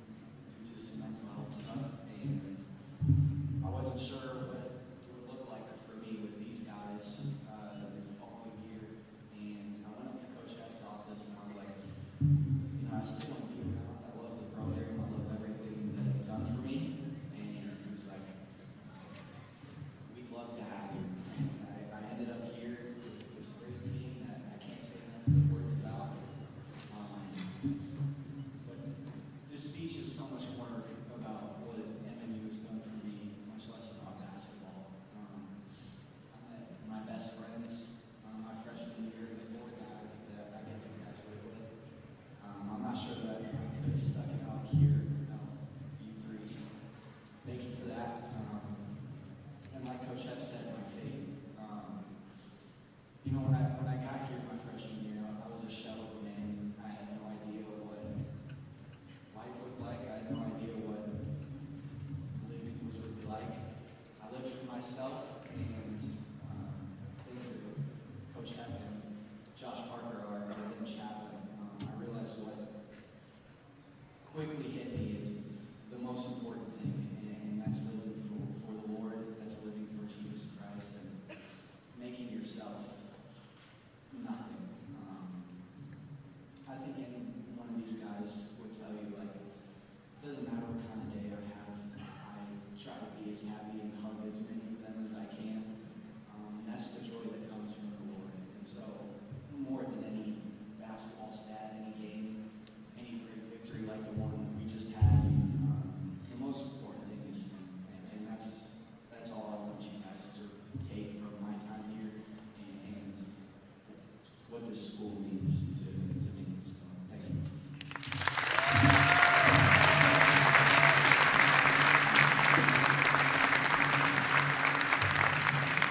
Also, thanks, Mom and Dad and family.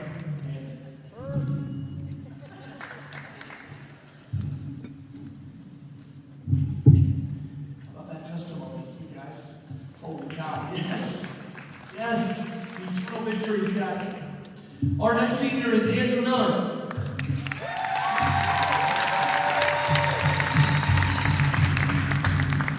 Andrew, secretly, is my favorite player because he wears number 14. Okay. It's not that long ago, you guys. I wore 14 when I played here decades ago. Yes, coaches do have favorites. Andrew is another great example of commitment and dedication. I kind of had to beg Andrew to come to MNU and play for us. And man, am I glad I did. You're noticing a theme here. I'm a terrible recruiter. Thanks to Grandma and Grandpa for the assist on getting Andrew Miller to MNU. I think he will tell you it was a great decision as well. Andrew began his career on our varsity reserve team his first 2 years and was a key piece for them as one of their best shooters. Selfishly, after his sophomore year, I wanted Andrew in our varsity practices. Andrew brings an energy and a joy to practice daily that I love. He just really loves to play basketball.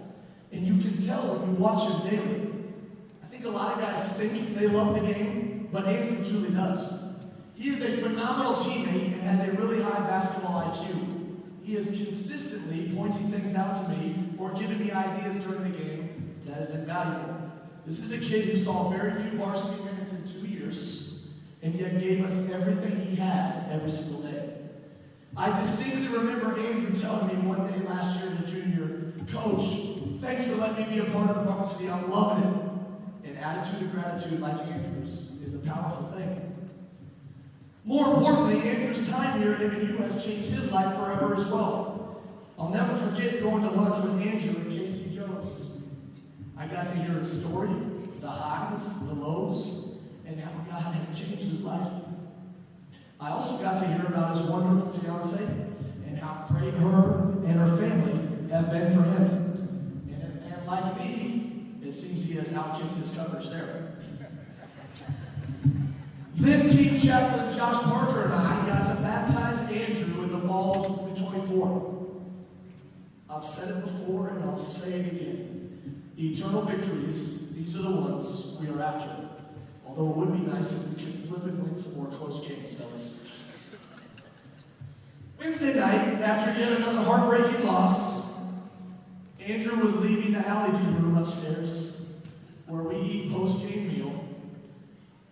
And he must have sensed I was going through it. He dapped me up, kind of paused for a second, and said, I love you, Coach.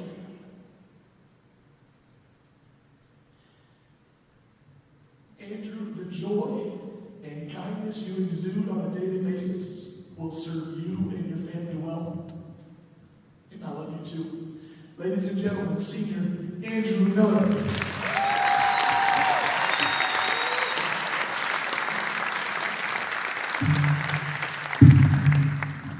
I'm not as good of a speech person as Coach Hep is, so I have my own down. And honestly, I wrote it all last night, and there were a lot of tears shed, I'll be honest.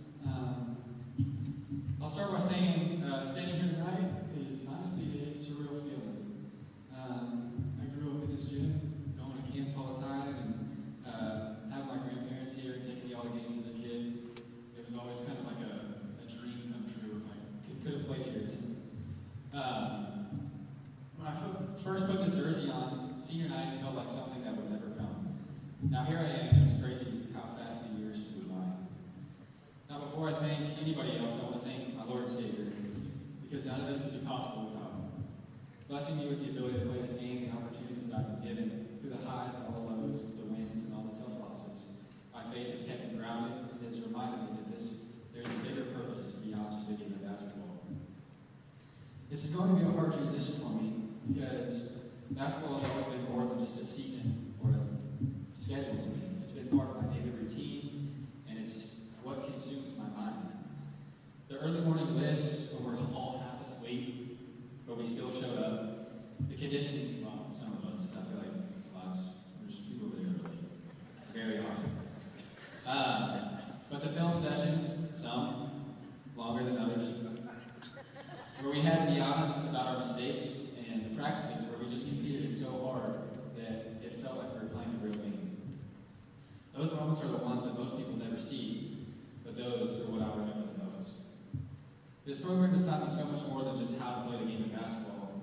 It's taught me what accountability looks like and showing up every single day, even when you're tired, sore, frustrated. It's taught me that effort is a choice, and that the little things matter more than people realize. It's taught me how to respond to adversity. Not every season you have is going to be perfect, and not every game is going to go your way. But this program has taught me how to stay steady, how to control what I can control, and how to keep working no matter the outcome. Most importantly, it's taught me about standards, being tough, assertive, and resolute, representing something bigger than just yourself. When you put on that jersey, it's not just about you, it's about the team that's beside you, the coaches who have invested in you, and everyone who came forward and will continue to come after you. To my coaches, thank you for demanding excellence from us every single day. Thank you for not letting us take shortcuts. There were days where I didn't feel like coming in and giving everything I had. The accountability that you guys hold for us is what makes us better. You didn't just coach basketball, but you built the standards and you left them out for us to follow. I'm grateful for the trust that you guys put in me and the opportunity that I was able to grow in this program. To my teammates, you guys will be my brothers for life. We've pushed each other in ways that nobody else could. You celebrated big wins and sat in silence after tough losses. But regardless, we always came back the next day ready to work. We've experienced everything together. Thank you guys for trusting me and holding me accountable all season long. Thank you for the energy before the games, the locker room talks, all the laughs, the memories that I'll carry with me long after basketball is over. Being able to go and battle with a group of guys who care about each other is something special, and I'm proud to have shared that with every single one of you guys. Here's a hug. There's a lot of people that I want to thank in this room.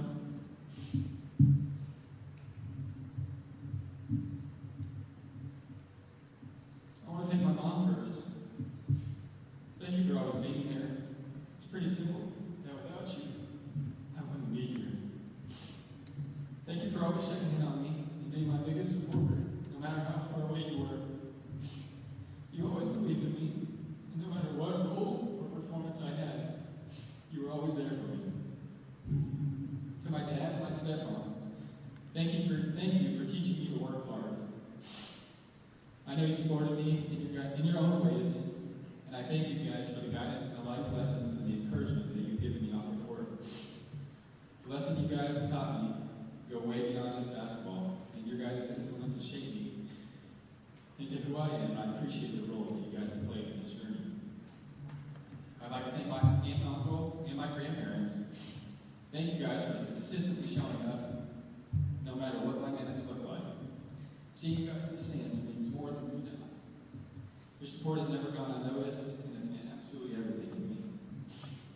my lovely fiance and her family, thank you for standing by me, encouraging me, and supporting me through the busy days with jam-packed schedules, the tough practices, and all the stressful moments. Having all you guys in my corner gives me so much confidence and peace, and I'm very grateful for that. My family as a whole has sacrificed a lot of time and energy for me, and so much effort just to play this game. They've celebrated wins with me, and they've lifted me up after losses, and they've reminded me who I am outside of the game of basketball. Everything I've accomplished here is because of the foundation that my family has built for me. I knew that basketball wouldn't last forever, but the lessons I've learned from it, this program has quite literally shaped me into who I am today, and for that I'll always be grateful. Thank you all for being a part of this journey.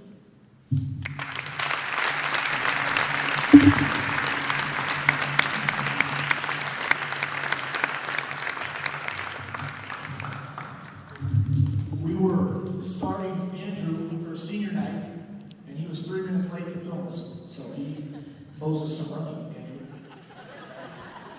I will not let that slide. We won't do it.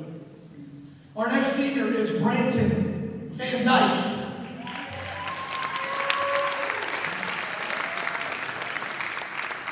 Branton also has a bit of a crazy recruiting story. I think he's the latest kid I've ever signed in my career. He didn't get to MNU until like the second week of school. We had already started classes. He's a great student. It doesn't matter. He was caught up quickly. But it was late when he got here. I had seen this film earlier in the year, and I really liked his game, but we had some other point guards in here, and we had one committed already. A couple of weeks before school was going to start, we realized the point guard who had committed may not be eligible for a semester, and I instantly thought of Branton. He committed just days before school started, and I am so glad he did. The Park game here a couple of weeks ago, we simply don't win if he doesn't check in the second half and spark us like he often has.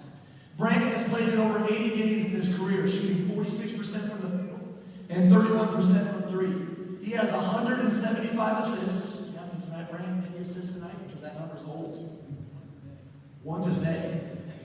176 assists. I saw the steal right here in front of our bench, so 68 steals as well. His IQ and instincts defensively have always been off the charts. Brant is a pest on defense. Someone you don't want to play against, but you love when he's on your team. Brant has one speed on the court, 126 miles an hour, which most of the time works in his favor. 2 years ago, Branton was the starting point guard for much of the year on our 23-24 team that went 25-6 into the national tournament. At Graceland, Branton's sophomore year, Brant scored a career-high 26 points, hitting 5 threes, maybe 4 straight to start the game, or was it all 5? Brant, he just got all of the scoring out of the way in the first half, I think. At Mount Mercy that same year, he had a career-high 9 assists. For much of his career, Brant has had one of the hardest roles in basketball, backup point guard, and I'm grateful for his sacrifice. Now, Brant and I are both a little stubborn, and on some occasions in practice, he and I would kind of stand over here on the side court while practice is going on and try to get on the same page. Sometimes longer than others. I think one year this year we talked for like 12 minutes during practice. I hope it went well as we try to get on the same page. Sometimes we would just have to agree to disagree, but without fail, Brant would show up the next day ready to help our team. Side note, don't put Brant and I on the same team in code names because we will not lose. Off the court, Brant is phenomenal, and in the classroom, off the court, Brant is phenomenal in the classroom and has grown tremendously in his faith as well. He is curious, which I love, and I feel like he is always making great points and asking great questions that benefit our group in their faith journey. Brant, your loyalty and dedication will take you far. Keep stacking days. We can't wait to see how successful you'll be. We love you, Brant. Ladies and gentlemen, senior Branton Van Dyke.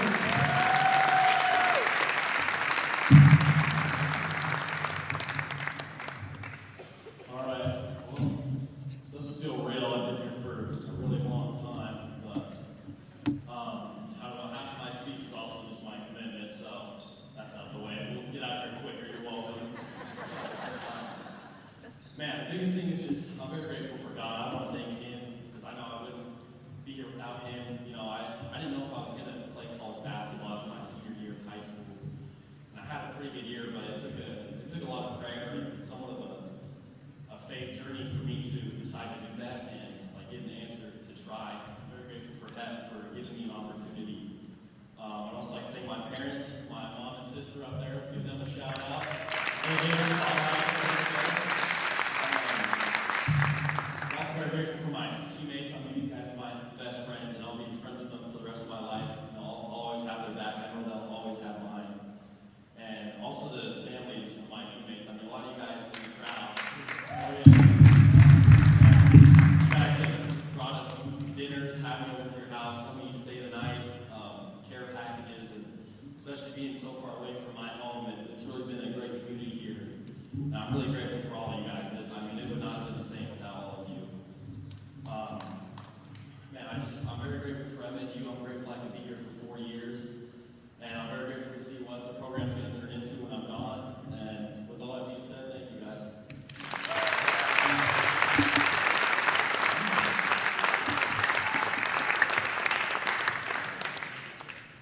Man, our guys are well spoken, aren't they? Well spoken young men. Our final senior is Caden Caroline. Give him a big hand.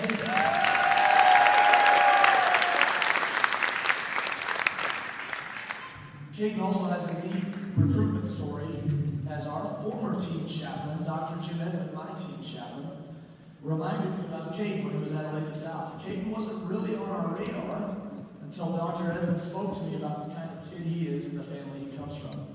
I'm so thankful Caden ended up at MNU. Caden has played in 84 games in his time here at MNU. Absolutely, yes. And started in over half of them.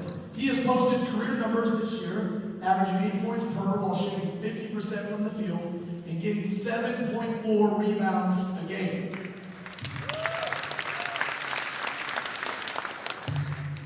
I will not mention the free throw percentage, Caden. I love you too much.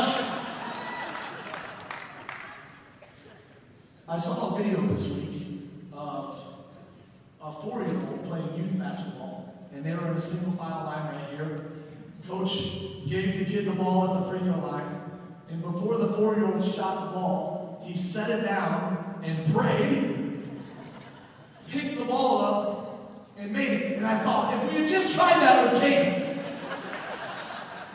got 10 seconds, say a quick prayer.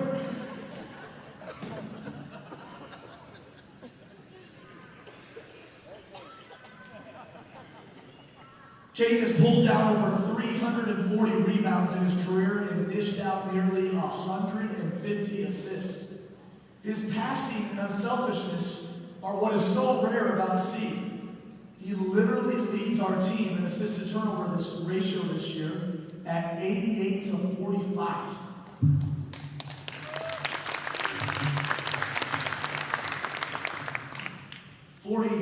Six turnovers came after you threw one down the hallway right there in the second half. You just don't see bigs with 2-to-1 assist to turnover ratios. He is the best trigger guy we have ever had, who connects us from one action to the next action and keeps our offense moving. He had a career-high 16 points at Park this year and pulled down a career-high 12 rebounds just a couple of weeks ago at William Penn. He had 7 assists in the game this year versus Penn at home. Caden should be the textbook example for high school kids coming to a college program. You work while you wait. 2 years for Caden behind an all-conference big in Caleb Jones-McCrary. And then it's your turn. Let me tell you, that is also not the norm in college hoops. He has been a tremendous leader for us. He literally brings it every single day. He might be tired, beat up, but it simply doesn't matter. He's going to give you everything he has. There are so few everyday guys in basketball, but he is one of them, and that approach from Caden will suit him well the rest of his life. Caden's care level is as high as anyone we have. How do I know? He's often in tears after a tough loss. Or in my office, the very first thing the next morning, trying to help us figure it out. Quite honestly, because of injuries this year, we've had to ask Caden to do too much. But he has never backed out. Off the court, he's another one of our strong student athletes and excels in the classroom. He has been our team representative for the ASA, Association of Student Athletes, and he has already secured a job for next year. Great job, team. Which means we'll be asking for donations here shortly, Kate. Just know that's coming. Most importantly, Caden understands that he plays for an audience of one, and that his identity is not tied to this game. See, you are going to be great. Your daily attitude and effort will be incredibly missed around here, but the example you've set in your approach is your legacy. You are a man of impact, and I can't wait to see that impact go beyond MNU. I love you. Ladies and gentlemen, senior Caden Caroline.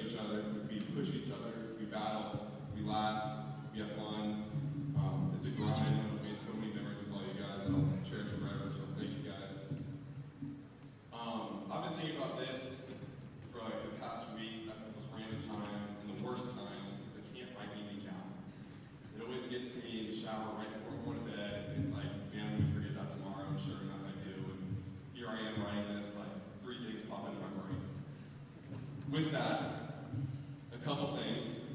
Man, being a student athlete is hard. I know every single one of you guys understand that. And it can be a grind. Our season's one of the longest ones on campus, going from September to February, and March if you're lucky. And then with the local guys know, June to August, we're in here for weights and open gyms and all that. So it's a year-round sport. But I've been so lucky to feel supported by family and everyone here at MNU as the season goes along. Another thing I can say is just how great MNU has been to me. I've gotten great education from professors who actually care about you.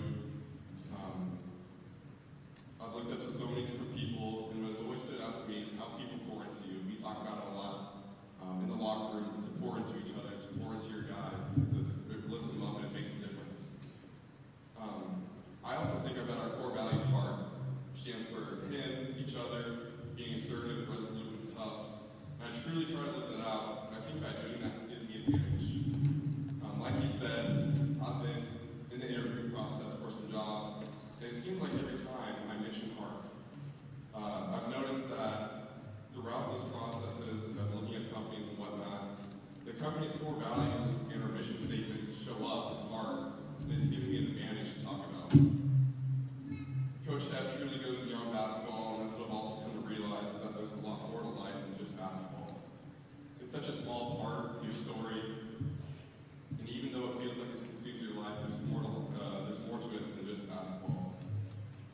I'm so lucky that this has been a chapter in my life. I know it's not the end of the story, and today kind of marks that end. But another one's coming my way. Basketball's prepared me for whatever it is to come. So thank you guys again. God bless.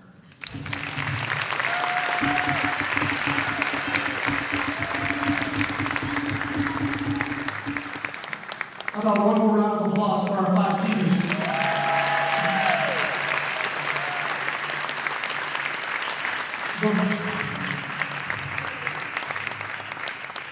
We're going to pray for our seniors before we go. We want to see you guys Wednesday night for our girls. Wednesday night, what time?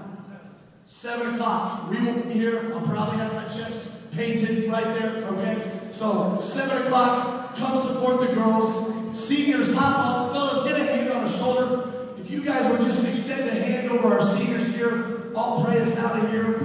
And you guys are the best fans in the country. We love you guys. We love you guys. Let's pray. Get a hand on the shoulder. Father God, thank you for this day. Thank you for the gift of a new day. Thank you for your love. Thank you for your grace. Thank you for your patience. Father, thank you for your grace. Thank you for these men. Thank you for this institution and the impact that the people here at MNU have had on this group of 5 seniors. We pray that you would be with them, that you would bless them, that you would protect them, that you would guide them daily, Father God. May their eyes be on you always and not the storm that they're either leaving or going into, Father God. We're so thankful for the effort, the dedication, the commitment that these 5 guys have had, the legacy they've left behind. We're thankful for the fans in this building right now, many of whom have been impacted by this place as well. And Father, we're thankful for you. We're thankful for your Son, Jesus. Go with us as we leave this place. Keep us safe as we travel. We love you and praise you, Lord. Amen. Thank you, guys. Have a great night. Thank you, Coach Hefker and the seniors. And don't forget, come on back here Wednesday night at 7 o'clock. Let's have a big crowd here. And support your Lady Pioneers. Until then,